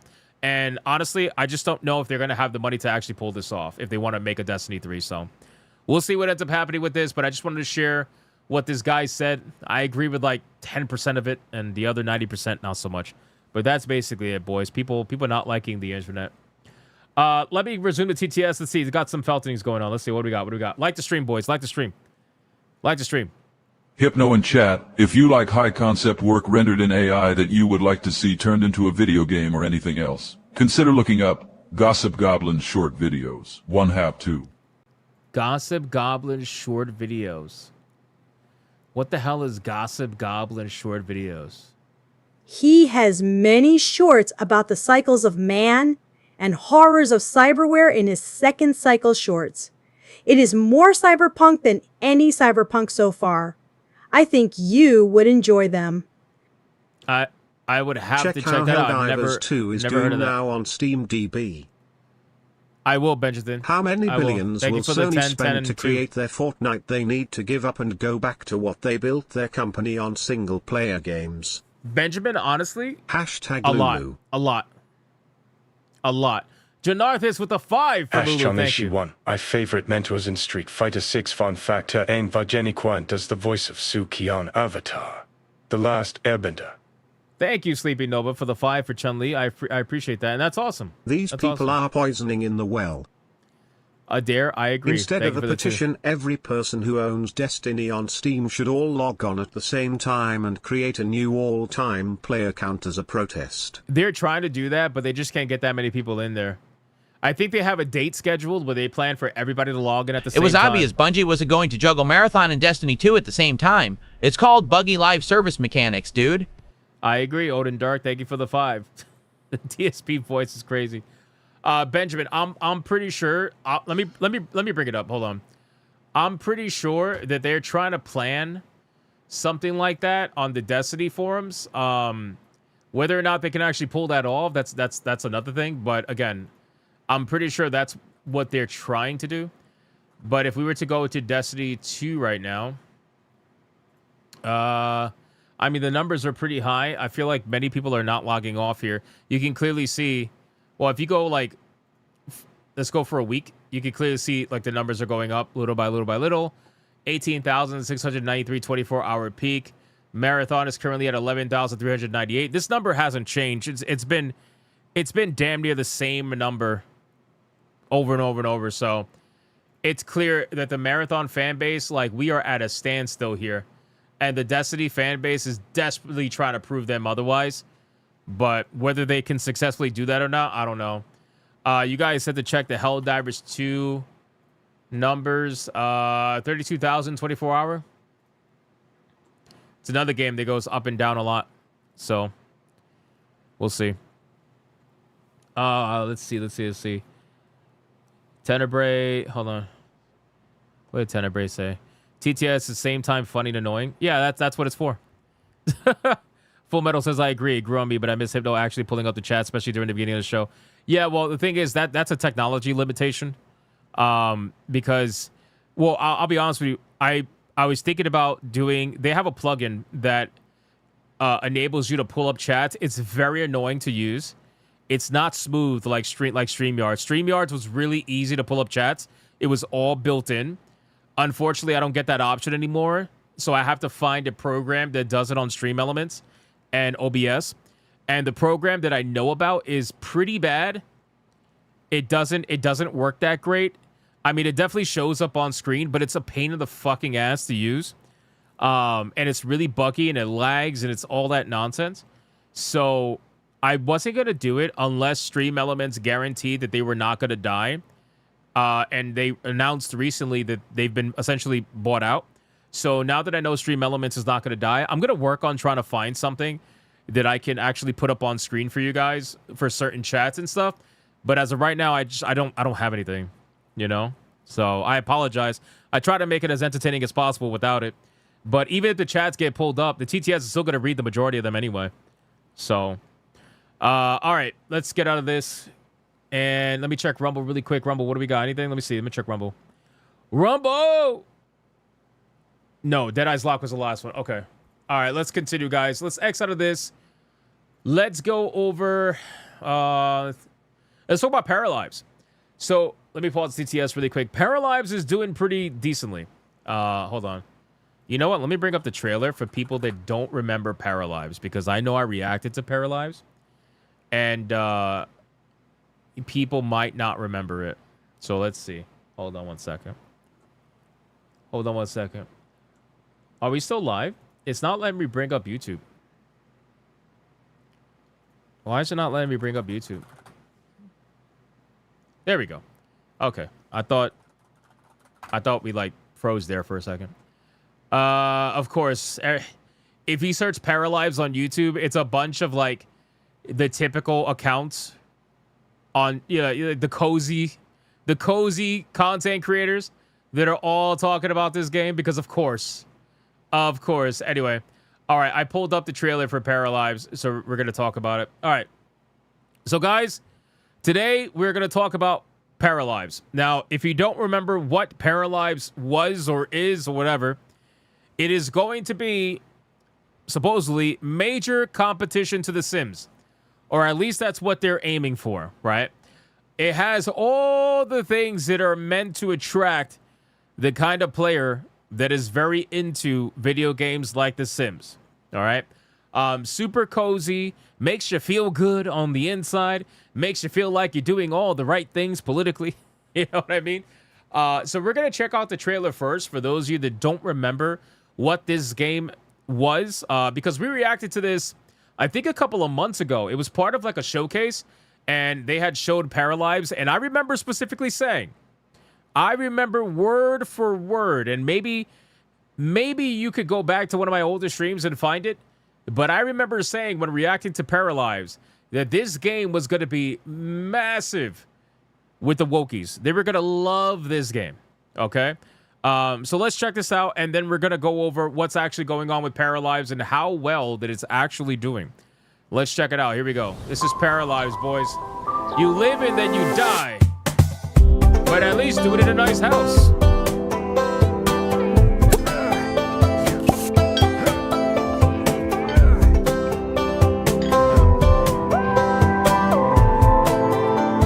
Do it with style. Jesus Christ. Oh, there's a titty slider. There's a titty slider, boys.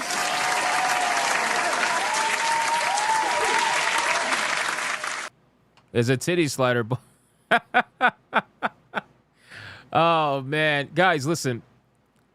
For me, it's like, I don't care about these kind of games, but I also acknowledge that there is one style of video game that the Wokies do, in fact, actually buy, and that they actually support, and that's the cozy life simulator games.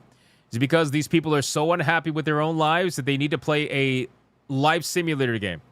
So that's what they buy. This, like, there was no doubt in my mind that this game was going to sell like hotcakes. Even though a lot of the characters, you know, as you can see, are, you know, well, questionable. Regardless, the customization seems pretty insane. Fractal says, I like those kind of games. Oh, no, Fractal. No, Fractal. I'll give $5 to the person that plays this game and makes this chick have, like, super fucking broad shoulders.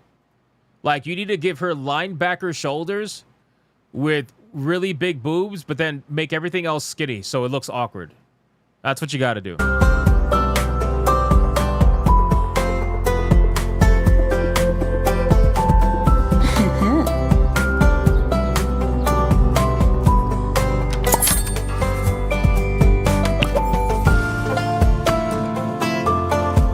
This shit is so goddamn cozy. It is so fucking cozy, bro. Like, just looking at it, this is great advertising. It really is. Blue says, I've heard some cozy gamers complain it's boring in the group, and I'm in for cozy game. Yeah, fun fact that you said that. Somebody said that earlier in the stream. I don't remember who said it. I don't think it was you. But somebody did say that about the game, saying that there are some complaints about it, that people have, you know, people have some issues with the game. So, I'm not saying it's perfect. I'm just saying that they know who they're advertising to. That's all I'm saying.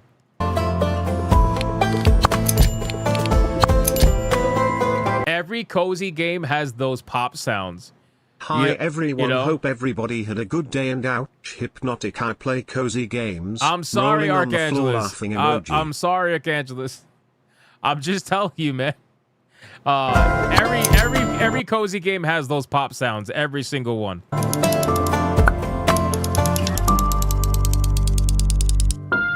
That's a big ass window. Ça-tu? Miko.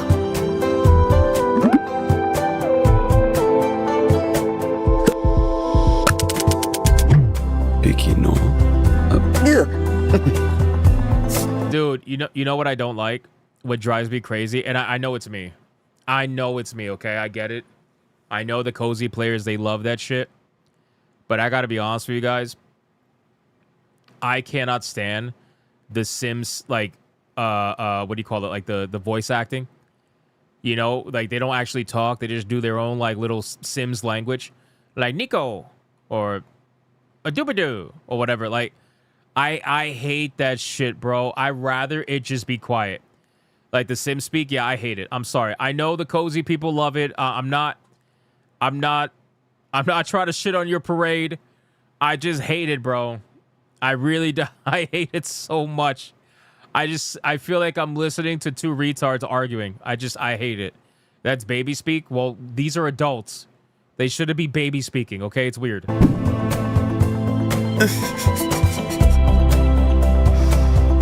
That girl was black as hell. Go back. Hold on. Damn. And she got the orange-ish red hair. Hey, yo, do it with plants? Hey. Do not do it with plants. I don't care how vegan you are, okay? That's nasty. That's nasty. Do not sexually assault your plants. All right, boys? I don't care what this game says. Don't do it. Don't do it. Do it with debts. I mean, wokies do tend to have a lot of debt. That is true. They like to utilize credit cards to buy things in capitalism while also complaining about capitalism. Happens quite often.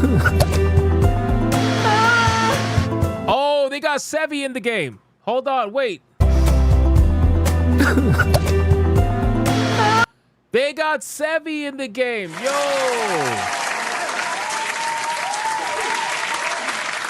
That's crazy, bro. They got the Latina burning down a kitchen.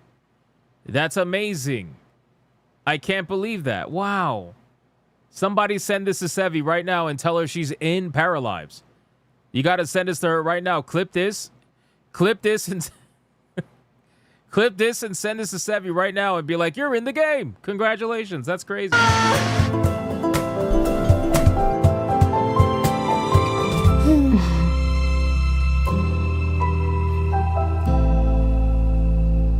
Oh, damn. And it's early access. It's not even a full release. Oh, wow. This game is doing really good for an early access video game. So, all right. I mean, listen, again, I feel like we've seen this before. It's your typical cozy, you know, life simulator game, whatever. No, like, I don't care personally, but I do want to like talk about its numbers because, again, we talk about video games like this that fail all the time, okay? Because they do. They fail all the time. So I want to congratulate the Wokies on the one video game that they actually go out and buy and support. But the thing is, here's the difference, right? With video games like Paralives, it's not just about catering to the Wokies, which is the reason why games like this are so successful. See, the games that cater to the Wokies and only the Wokies tend to not do very well. But the games that cater to everyone when it's a live sim and they give you all the options to make whatever character you could want, whether it's a super gay character or whether it's a super straight character, they give you the ability to do whatever you want, which is why these games do so well. Right? And this game seems to follow that same exact mantra. I mean, look at the end, right? You have a mom that's hugging her child, right? If it was a purely woke video game, there wouldn't even be a child because you would have killed it by now. You know what I'm saying? So when they do things like this, it allows you to have all kinds of people want to buy the game. You know? Right now, the game all-time peak is 78,603. Okay? Damn near almost the same as Marathon, by the way. 78,603 yesterday. And it's an early access video game. Now, in terms of how much this game is, it is $35.99 at 10% off right now. All right. And in terms of the reviews, 86.17% positive reviews, 5,000 reviews right now. So not many people have left a review for this. I mean, look at this. Holy shit. You got Miles Morales over here. Look at this. I'm so sick of this haircut. Is anybody else sick of this haircut? I swear to God, with all the black people that I know in real life, I have never once seen any of them with the fucking Miles Morales modernity fade. I have never, with the Killmonger cut, I have not seen one. Maybe I need to find the shiny in real life, the shiny Pokemon.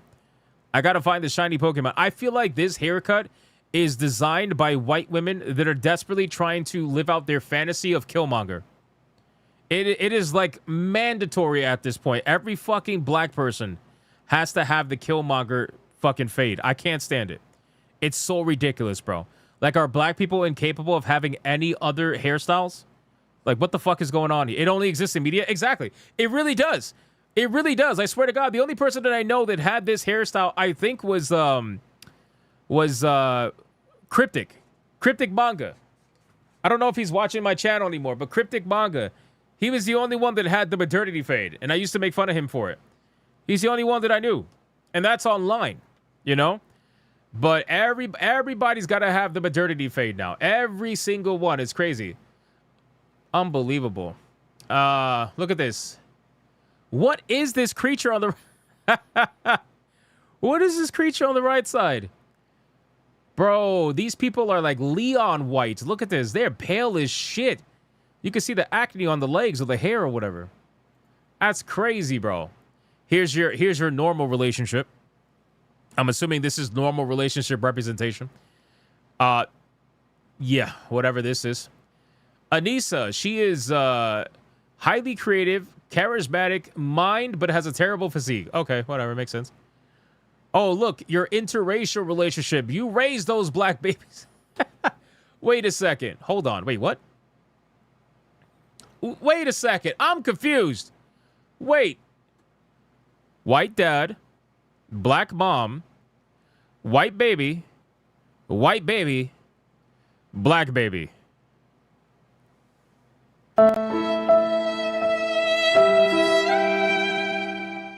What?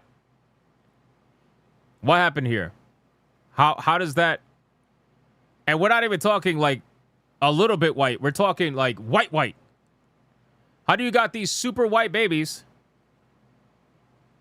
with the... Who cheated? Who cheated in this relationship? The mom did. The mom did. The mom cheated, bro. Oh man, that's so funny, bro. That's actually hilarious. He is a mom? I don't know, bro. I have no idea. It could be a woman, it could be a trans person. I have no idea. Regardless, this game is doing fairly well, and I just wanted to call it out and, you know, kind of talk about it a little bit. And I just find it all to be very, very interesting. And I would be curious to see what this game does on official release. I'm surprised that it's in early access. I thought it would be available, you know, like a full release. I guess not. Look at the baby hand on the one the mom is hugging. Yeah, it's white. It's white. The hand is white. You can see it right here. The outfit is black. The jammies are black, but the hand is white. This baby is white in his arms, and this baby's black. You know, maybe it's adopted. Hypno low-key loves this. No, I don't. No, I do not. Whatsoever. At least some are happy because the game is not made by EA. Yeah, I wonder if the Sims players are going to transfer over to a game like this because they feel as if, you know, they've been abandoned by EA, which is kind of weird because EA has specifically stated they're not going to change anything with the Sims. But then people are still flipping out because Saudi Arabia is going to take over EA and they feel scared and all that. So, yeah, I don't know. I don't know how that's going to go, you know? Why is it on my wish list? I don't know. Is it? Is it actually on my wish list? No way. Hypnotic Dreams family. My dream family is one black baby and two white babies? No. That looks like black skin. It's not. It's not. It's the white baby. This is absolutely a white baby. And this is not the baby's face. It's the mom's face. Lol, gonna get you the game. I'm not gonna play the game. I'm telling you right now. I'm not playing the game. If you buy the game, just realize you are buying me badges for my Steam account. That's all you're doing. As long as you're okay with that. This shit is what they fetishize? Yeah, I guess. Is that lady robbing the house? Bro!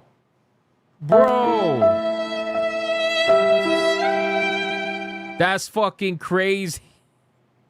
That's crazy, bro. Is that lady robbing the house is insane. You need to stop. Anyway, so that's basically it for Paralives. Congratulations to the Sims players. Again, I don't know if the Sims players are going to transfer over to this game, but I would be curious to see if they do. So we'll see how that goes. Real Regara says, you mean we won't be able to play lawn darts with gays off of skyscrapers in The Sims? No, clearly not. Let's get Atreus to play it. He will play anything. Yeah, get Atreus to play it. He'll do it for like $10. You could get Atreus to do anything for like $10. It's fine. Get him to play it. All right. Let's X out of that, guys. Let's talk about where are we at? Let me see. Okay, good. So let's just cover the Alan Wake thing.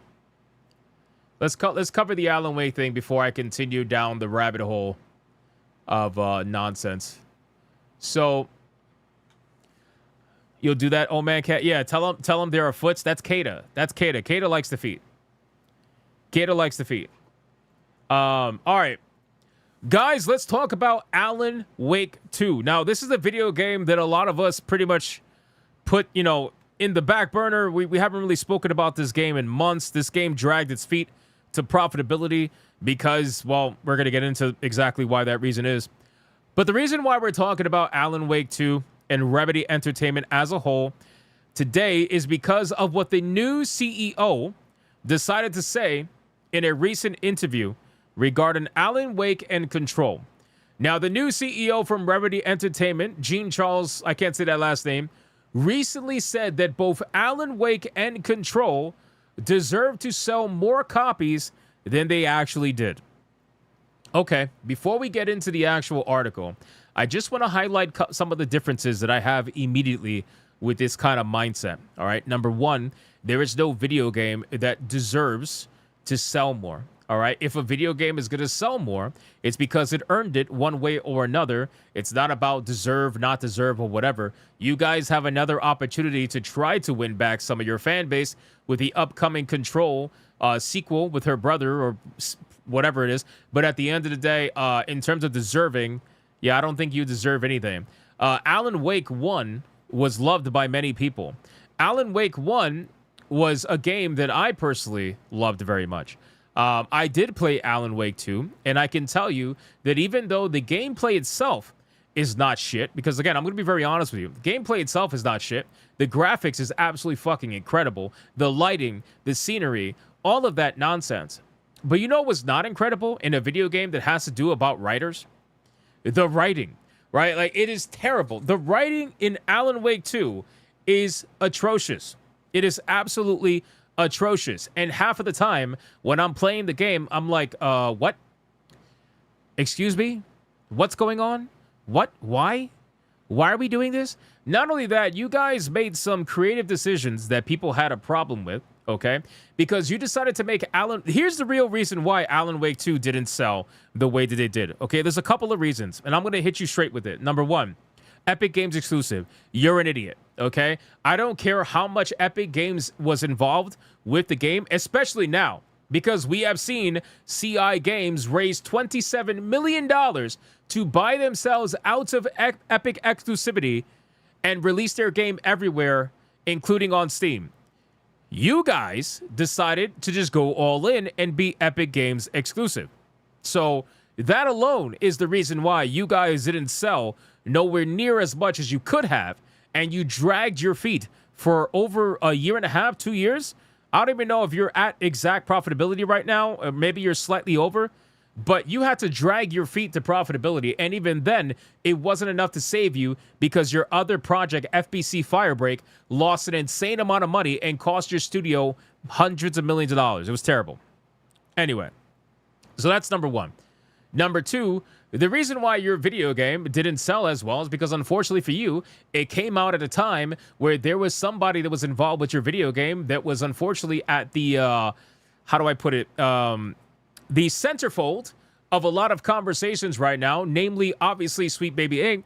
And people try to say, well, you don't know what Sweet Baby Inc. does. Well, I do know what actually happened, whether or not SBI was involved or not. What I do know is that Saga Anderson was supposed to be a white woman, okay?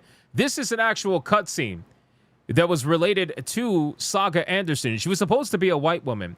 And then come to find out, after SBI gets involved and, you know, Alan Wake 2 continues production, suddenly Saga Anderson becomes a black woman and she becomes one of the lead characters in the game.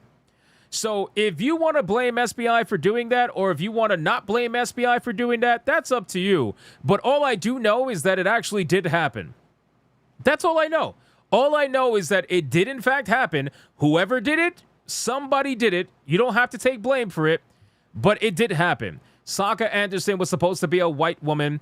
To my knowledge, she was not supposed to be the main character. Suddenly, she becomes a black woman, and she's the main character. So people are questioning, why is Saga Anderson the main character in an Alan Wake video game and not Alan Wake? I think that's a fair question to ask. Now, when you play this game, you play the majority of the first chapters as Saga, and then eventually they introduce Alan Wake, I think around chapter 4 or 5 or something like that. And then you play as him for a couple of chapters, then you go back to Saga, then you go back to Alan, and it's bouncing back and forth. But I believe Saga has 1 or 2 more chapters than Alan Wake as a whole for the entire video game. I can't exactly remember the fine details, but I believe it's something like that, right? Not only that, guys, the writing is so god-awful, okay? There is literally a moment where Saga Anderson is in her little mine, house, trying to use the schizo board and trying to figure out certain details about, the case and whatnot. And she has a moment where she literally says, well, actually, I'm not going to say literally. I'm going to paraphrase. She says something along the lines of, I'm so tired of white men always telling me what to do. That might be a literal statement. That might be paraphrasing, but it's definitely something about white men telling her what to do. She's so fucking sick of white men telling her what to do. And when you get to that certain point, people are going to be like, all right, what are we doing, bro?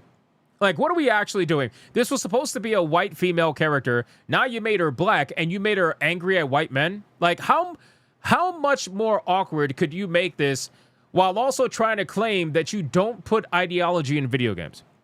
You know what I'm saying? Again, I'm able to separate all the factors in the game. I'm able to say that Alan Wake 2 had fun gameplay. It definitely did.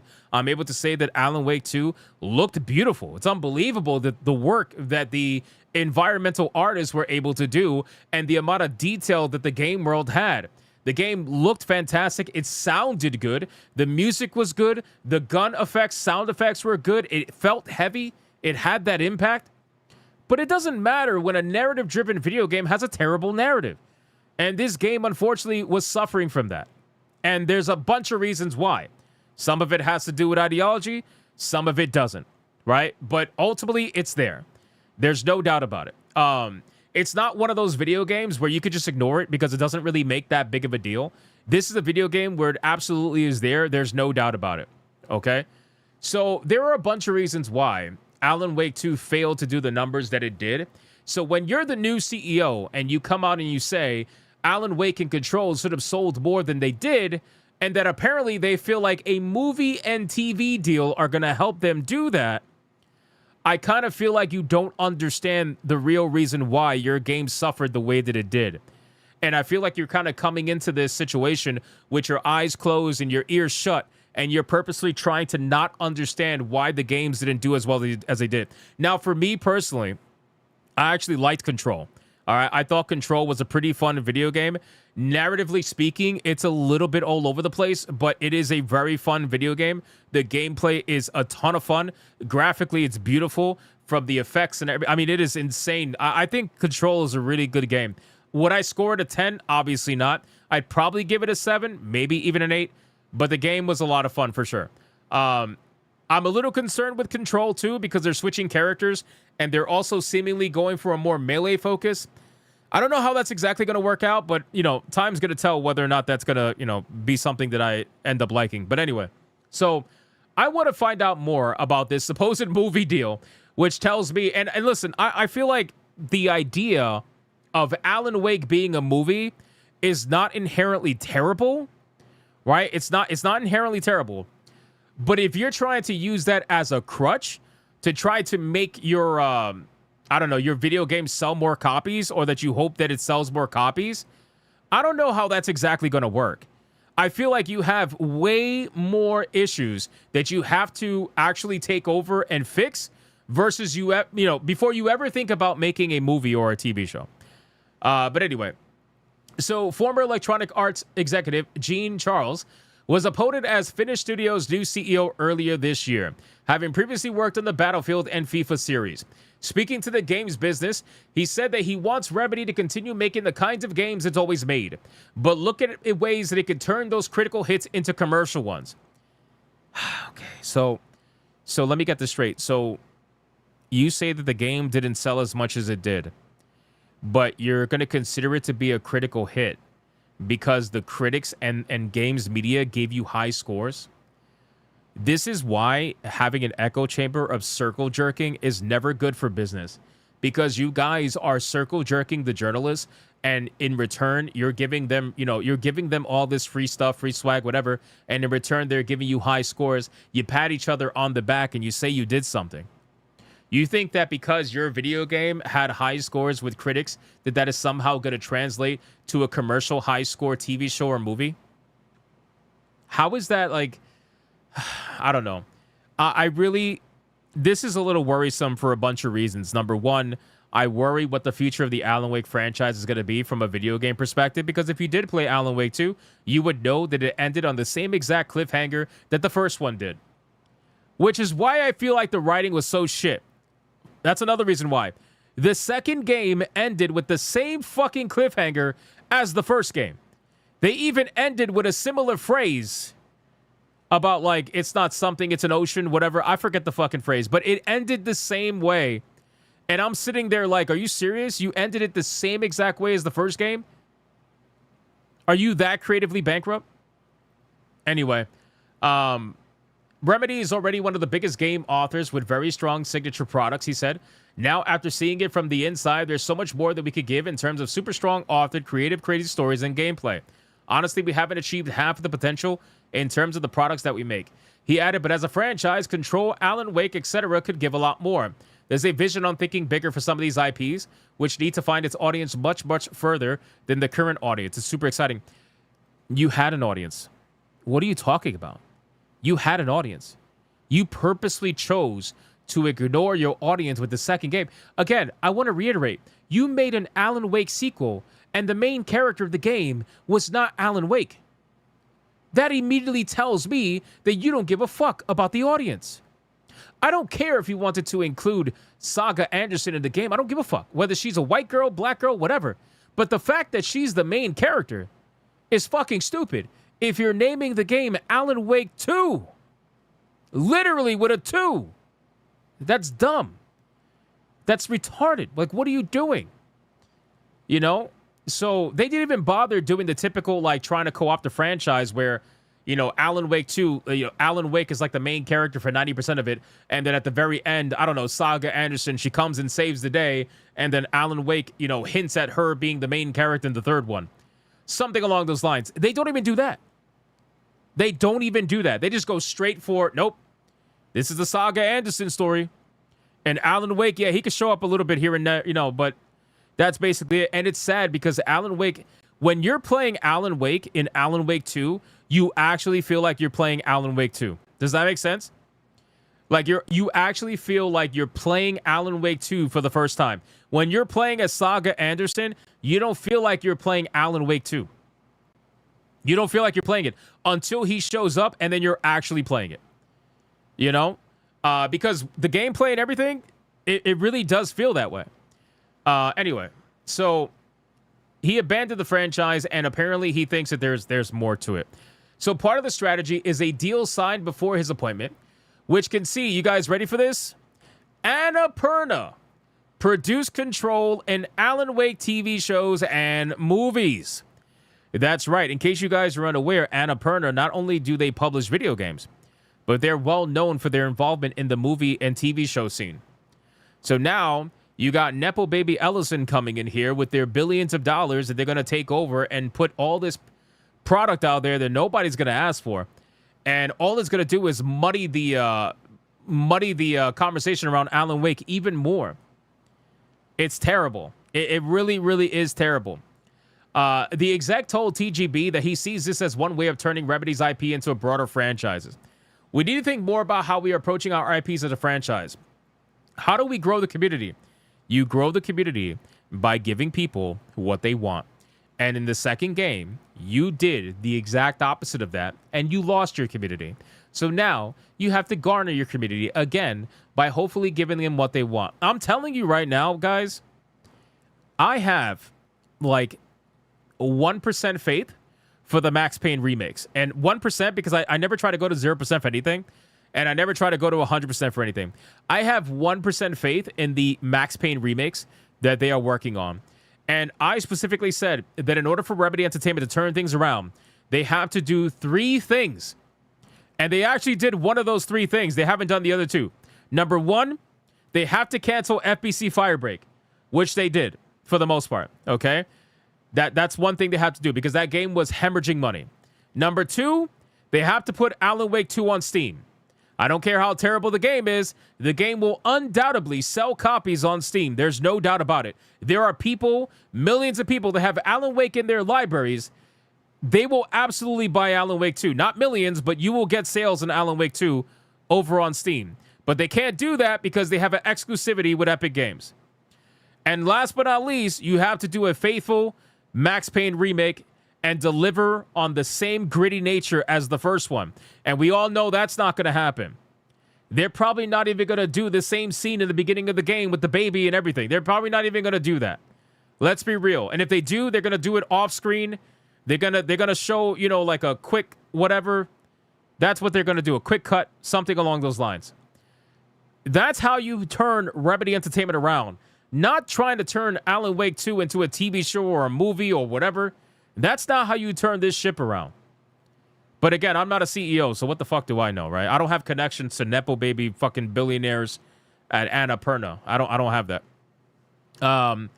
We need to think more about this. They said that our deal with Annapurna goes into making our games, our franchises shine further and reach an audience that doesn't exist today. It's a pity. I think Alan Wake should have sold more. Control should have sold more. Oh, so they have a deal with Annapurna going into making their games. So Annapurna is going to be involved? How so? Funding?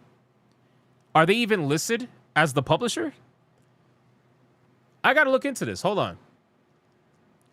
Is Annapurna listed as the publisher? Let's go into Control. Nope, it's Remedy. Control. What the fuck is the name of the Control sequel? I forgot. Alan Wake, even the original one, I believe, is Remedy. Yeah, it's Remedy. So now we have a level of involvement with Annapurna that wasn't there before. This is going to be interesting. You know, it's so curious to see Annapurna making the moves that they've been making. Let me see. I think it's Control Resonant. Control Resonant. Okay. No, it's still Remedy. It's still Remedy publishing and developing the game. So what exactly is the relationship? What is the relationship with Annapurna that they're helping you in making your games? What is the relationship? Because I haven't seen them in publishing. I haven't seen them in development. Nothing along those lines. So what's the relationship? You know?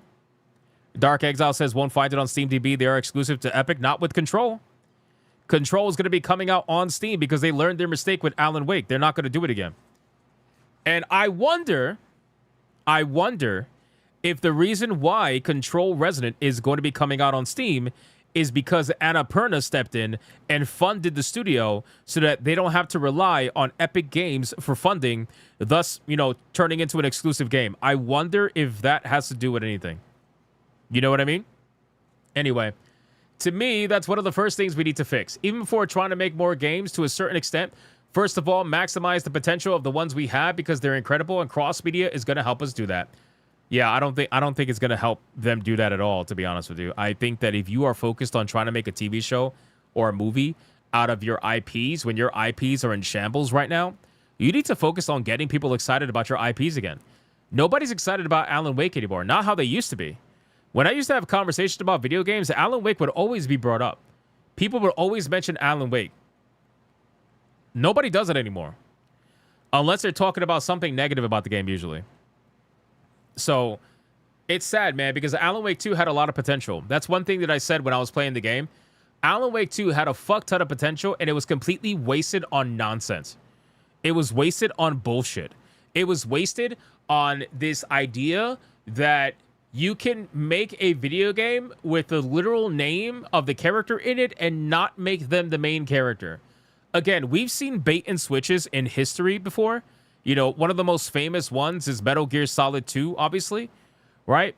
We've seen that. But the thing is, with Metal Gear Solid, it was always more than just Solid Snake. It involved the story of a multitude of characters, organizations, governments, world elites. Like, it involved all kinds of things, so it made a little bit more sense. But it was still a bait and switch at the end of the day, and they knew that. Like, Hideo Kojima knew that. There was a lot of backlash at the time when it happened. But Alan Wake 2? Bro, Alan Wake literally narrates the fucking game, brother. Alan Wake narrates the first entire game. So how are you going to have an Alan Wake 2 video game where he's not even narrating half of the I don't know, bro. Like I said, there are a lot of things that need to be fixed with Alan Wake. I think they should focus on fixing the franchise first. I think that they should focus on trying to get people excited about the franchise again outside of a TV show and a movie. If you have Annapurna behind you and you have those billions of dollars in funding, so you don't have to ever worry about selling a video game ever again, focus on making the game as good as you possibly can and focus on making people excited about it. If you're just going to use it as a message tool for whatever that message may be, you're just going to end up in the same scenario that you are currently in, if not worse. It's also going to be extra stupid if you come out with Alan Wake 3 and you don't even have it available. If you don't even have Alan Wake 2 available on Steam, because I guarantee you Alan Wake 3 is going to be available all across the board if Annapurna's involved, because they won't have to be exclusive. So you're going to have Alan Wake 1 on Steam, Alan Wake 3 on Steam, but Alan Wake 2 not on Steam? How exactly does that make sense? So anyway, that's basically what's happening here. He says Control Resident hangs on whether or not players will take to Dylan as a protagonist in the same way they did to Jesse in the first game. It's all about the gameplay, really. And it's all about writing a little bit of a tighter narrative. Control was a little bit all over the place. The gameplay was fun, but the narrative needs a little bit of work. If you can work on that with Dylan, I don't see any reason why people would have a problem with it. However, people, once you start off a franchise with a character, you really shouldn't be changing up the character like that. Because people buy into the sequel of a franchise expecting the character that they fell in love with the first time. This is the whole Ghost of Yotei argument again, right? Like with Assassin's Creed, it was the same situation, and they eventually turned it into an anthology series, all that stuff. Same situation with Ghost of Tsushima and Ghost of Yotei.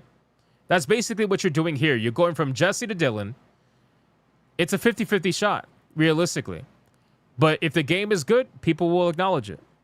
So that's basically it, guys. And remember, I just want to drive this point home for people that, because like you'll have people that'll be like, well, you didn't play the game. No, I did play the game.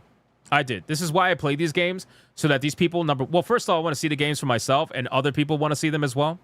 And I just want people to use my content as basically like an extended, refund window. But number two, I play these games because that's their go-to excuse to dismiss your criticism over a video game and pretend like you don't know what you're talking about. So by playing these games, it completely disarms these people from the constant same fucking rebuttal that they have. Anyway, the point is, Saga Anderson was provably supposed to be a white girl. Whoever did that and changed her to a black girl, I don't know who did that. A lot of people say SBI. SBI says it wasn't them. Remedy says it wasn't them or it wasn't SBI. Somebody did it. And I'm just telling you that if you wanted to do that, you probably shouldn't have shown the first image in Control. Because, correct me if I'm wrong, White Saga Anderson was shown in Control. This is a cutscene from Control, if I'm not mistaken. I could be wrong, but I believe that's the case. Regardless, you guys are the ones that showed it, and now you have egg on your face because you guys are the ones who are obviously the ones who changed it. So you can't go around and be like, oh, it just wasn't. Oh, maybe it was Quantum. Maybe it was Quantum. I'm sorry. Maybe it was Quantum, not Control. My bad. It might be Quantum. Actually, Saint Adjacent. Saint Adjacent is right. It might be Quantum.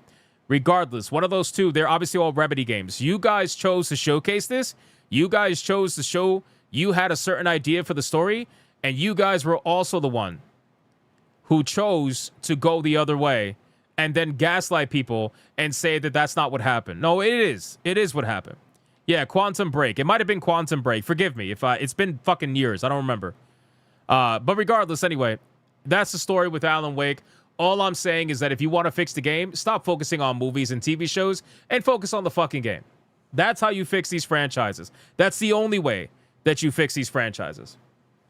All right, guys, let me resume the TTS, and let's go over that real quick. Season 1 of Hypnocast anime ver equals journos are the enemy. When you make an anime version 2 for next season, add your dog getting soul sniffed by the old man who sniffs a lot, thus controlling your dog. No, you want to put Biden in the intro of That person Hypnocast? CEO has toxic positivity in his head. That's true, Adair Soto. Speedy Cake, thank you for the 10. Remedy, you make my country look bad.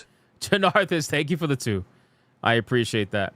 Again, it's sad, man, because Remedy can make some real good games, right? Remedy, like, again, this is a studio that is known. This is like one of those things where you have a lineage that is more important than the actual people that are working there right now making the video games. You can make really good games. You clearly have a knack for storytelling, but unfortunately, that storytelling has then become very muddied, damn near messy. If you really want me to use the term, I would call it messy, right? I mean, just think about the history of what they were able to do. And from a visual perspective and from a detail perspective, they got it. They got it. Their games are gorgeous, highly detailed, sound effects, music, everything. Everything is beautiful. But when you talk about that writing, what the fuck are you doing? Writing can completely destroy a video game like that. Because again, I want to reiterate, this isn't some fucking Counter-Strike or it's not a marathon game. It's not a live service video game. This is a narrative-driven experience. This is a narrative-driven video game. It is a story-driven video game, which means that if the narrative is trash, everything else that looks really shiny suddenly becomes a lump of fucking coal. You know? Or you have a beautiful cake, and instead of putting frosting, you layer it with shit. I'm just saying, you know? But I love Alan Wake 1, man. I've been thinking about doing a stream of it. I kind of want to go back and play it. I think it has achievements on Steam, but I don't remember exactly. You know? Larry says Sam Lake was the reason Remedy had such good storytelling. I think after Max Payne, he went and got his master's in English lit or something like that to better himself. Yeah, but the thing is, as good as Sam Lake did with Max Payne, he's been completely cucked by the industry. Sam Lake has been completely fucking cucked by the industry. They own his ass. This man is shilling every little thing. This man was shilling Mixtape the other day. The industry owns him. He's completely part of it, ideologically, everything. So as good of a job as he did, he's never going to be the person to say no to any of these people for any of their ideas. It's always going to be, oh, yeah, that's a great idea. That's a great idea. This is a great idea. Sure, it sounds great. That can't fail. That's not going to fail. TJAP says we are at $53 away from Tier 2. Chun-Li is at $41. Wow. And Lulu is at $152 fucking dollars, boys. Damn.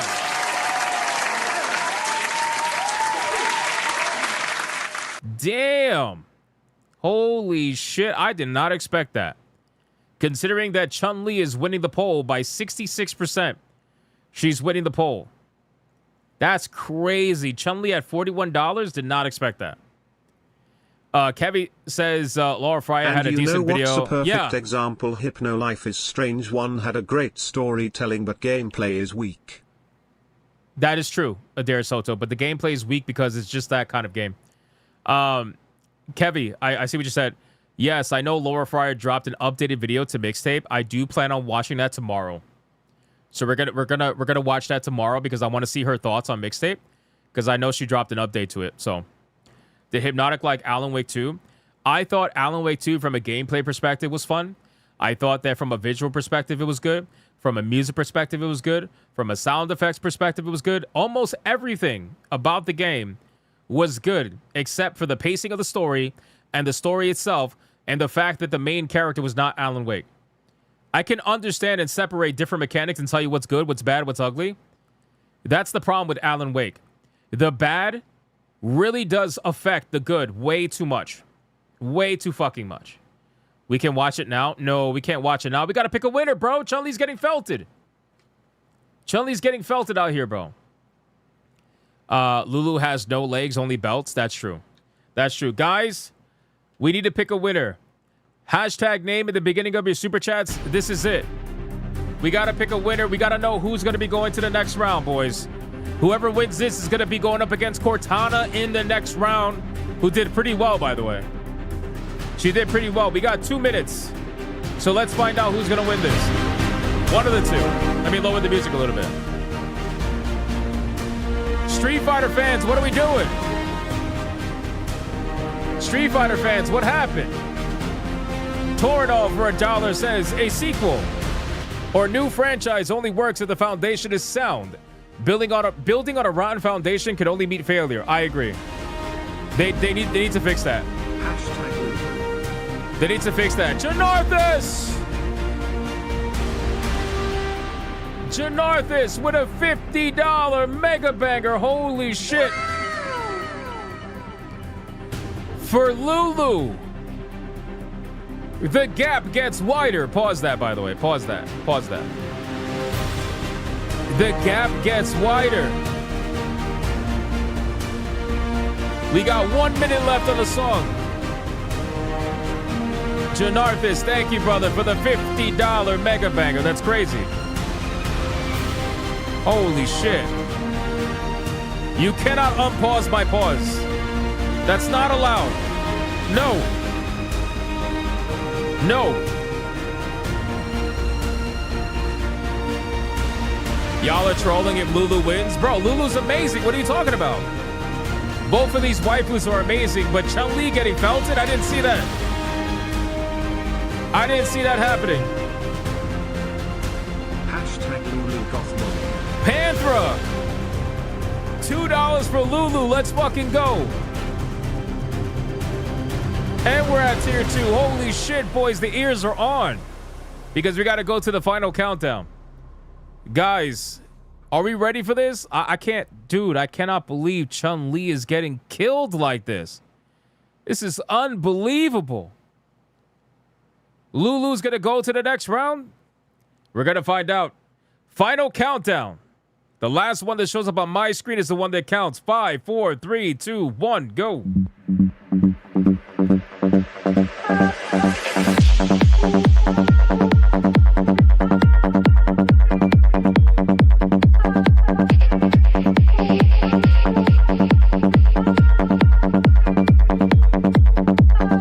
Dead Eyes Lock with a 2 for Chun-Li over on Rumble.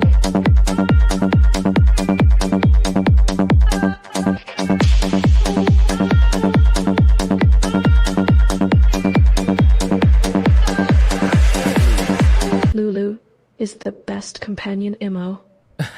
Love me, mages. Waiting for lag, waiting for lag, waiting for lag, waiting for lag, waiting for lag, and that is it, ladies and gentlemen. Oh my god. Holy shit.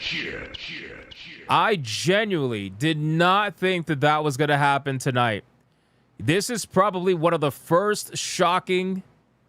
Like, don't get me wrong, I love Lulu. I love Lulu. You got my Final Fantasy... Hashtag Hinata. Oh, come on, Benj. My Final Fantasy fans held it down today, boys. Wow. Wow. That is shocking. I'm not going to lie. There's a Megan Fox TTS. I don't know what kind of Megan that was. It might be. I don't know. I have no idea. But Ron, thank you for the 5. Let T-Jab update us on the numbers really quick.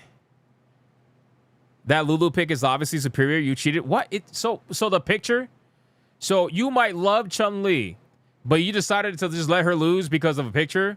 You really don't love her then. You don't love her. Or Megan the Android. Oh, it might be Megan the Android. It might be Megan the Android. All right, T-Jab says the following. The numbers are Chun-Li at $43.98 against Lulu at $218.02, which means the winner. And moving on to the next round is none other than Lulu, ladies and gentlemen. And this song hits differently because it's Final Fantasy. That's crazy, boys. Wow. Wow. Holy shit. Wow. Lulu versus Cortana, boys.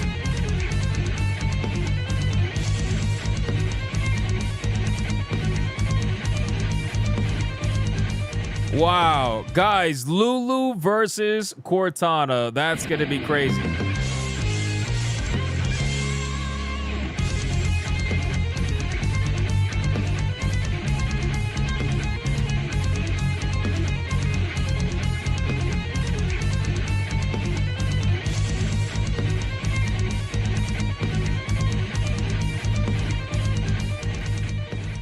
Coping and seething to the max. You are coping and seething. You just can't accept what you're seeing.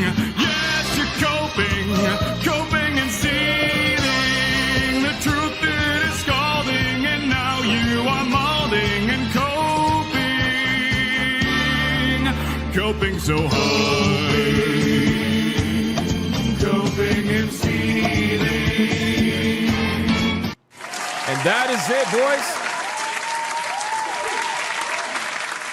That is it. Chun-Li has been eliminated. She is gone. First round dead. And we got Lulu moving on to the next round. Lulu will be officially going up against Cortana. Over the next 2 days, we got two interesting battles that we got to go over.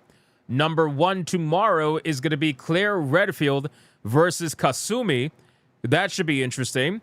And then we got Ada Wong versus Tali Zora the day after that. So that should also be interesting on Thursday. So we'll see what ends up happening. We're not going to have the epic battle between Riku and Eve until Sunday of next week, but that should be insane. Riku versus Eve. Riku has, I don't think, ever been in the waifu battle. Because people are weird, obviously. And Eve has been in the waifu battle quite often. Is one of the highest voted waifus in history. So I don't know how that's going to work. But we're going to find out. We're going to see what goes on from there. Boys, fantastic stream. Deadeye's Lock voted for 2 for Chun-Li, but he said, my lightning kicks make Lady Legacy look childish. Second vote. I wanted to make sure I read it because I didn't read it. Thank you guys so much for the insane support. I appreciate it. So how did Riku get into the list? Because this is a pick your favorite video game waifu championship. This is not pick the waifu that you want to fuck championship. And I'm tired of people being disingenuous about it, right? So that's why she's in it, because Riku is a favorite character of a lot of people. And I think it's insane that I cannot put a favorite character that people love so much because other people want to be disingenuous and they want to be like, oh my God. Oh my God, oh my God. Why you got Riku in the battle? Oh my God. How old is she? Oh my God. Oh my God. How old is she? Oh my God. You know? So a lot of people like Riku, and I wanted to put her in the battle, and I was looking for Final Fantasy waifus that are famous, and she's very famous, so go fuck off. Go fuck off.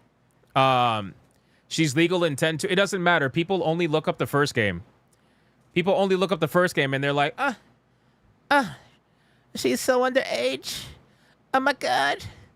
Oh my God, I can't control myself. You know, I fucking hate people, bro. I hate them so much. Every time I see somebody ask that question, I just want to smack the shit out of them in real life. I want to smack the shit out of them. Like, is she naked on the screen, brother? Is she even in a remotely compromising position, brother?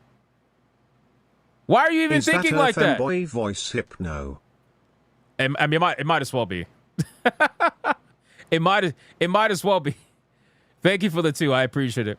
It's like, why are you even thinking like that, brother? Why are you going there? Oh, because I'm concerned. No, you're moral. You already know what the word is.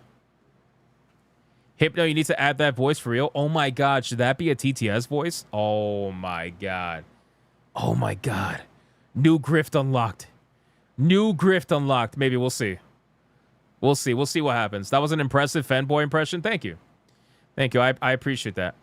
I appreciate that. New grift unlocked, boys. The felted voice. Yeah, I know. All right, boys. Listen, tonight Tonight we're gonna be having some fun, man. We're gonna be playing Remnant of the Ashes with Leon. We're getting back on our co-op shit. Leon finally stopped pretending to be sick, so I'm gonna drop it in the chat right now. If you guys want to check it out, we're gonna be playing in a little bit. I would hope to see a lot of you guys there. There you go. Thank you so much. We're also gonna be rating ourselves over there, so there's that if you're too lazy to click it. Guys, awesome stream. Fantastic stream. Thank you guys so much. I appreciate all the support. Thank you for the likes, the comments, the super chats, everything. Also, I'm uploading one video every day on the channel now at 10 a.m. Eastern. So make sure you guys support those videos to the best of your ability. I'm not looking for anything crazy. They're just basically main story catch-ups. But, you Instead know, of a petition, support the videos if you Destiny can. owners on Steam should all log in at the same time and attempt to break the Destiny all-time player count in protest. Didn't you type that already before, Benjamin? I could have sworn you did. But yes, I think they are trying to plan that. I remember checking the Destiny forums. You could check the Destiny Steam forums. I think that they're trying to plan that. So we'll see. The short one has arrived. Oh, Kata's in the chat. What's up, Kata? How you doing? I hope you're talking about Kata because I don't know if that's who you're referencing. I wasn't looking at the chat. Guys, thank you so much for everything. I appreciate it. I made the gaming stream live already, so if you want to go over there, by all means, go over there. And I will see you guys on the next one. Until then, you guys already know, man. Go be bigots and go be gooners. And thank you to the Hypno Mods for everything that they do every single day. Bye.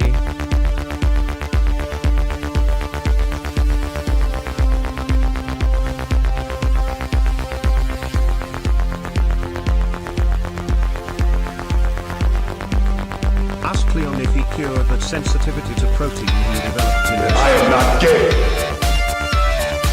I have relationships with women and sex with men. Yo, Omega, that was crazy. And I got news for you. That means you gay.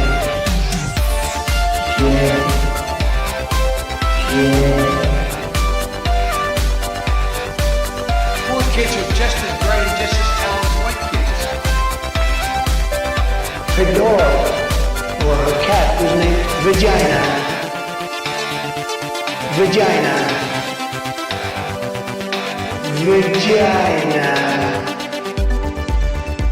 Put a ticket in, make her gay. Fuck Indiana Jones, put a ticket in, make her name is gay. Fuck Indiana, put a ticket in, make her gay. It means put a chicken in a queenie and make her fucking gay. Fucking pronouns! Fucking pronouns!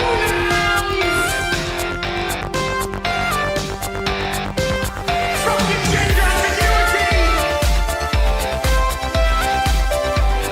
Fucking current day California shit! Cause that's all we fucking know! Cause we're boring! We're so fucking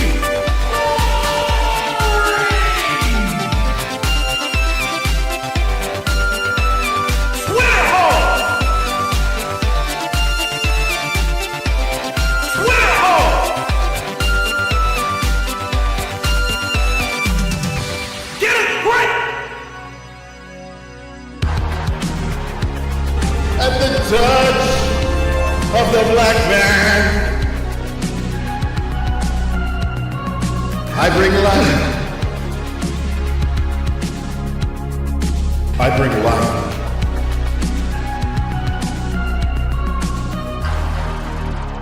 I bring life.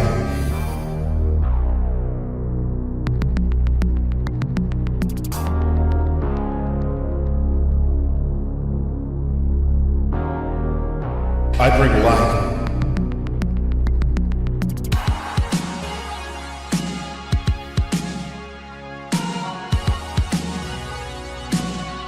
I bring life.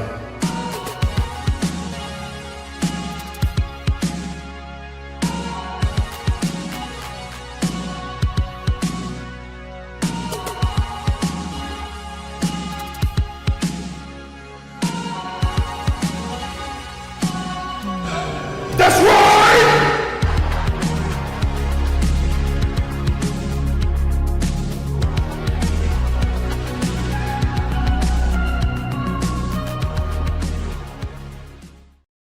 Why the hell are you still here? Go on. Get out of here. Go play some video games.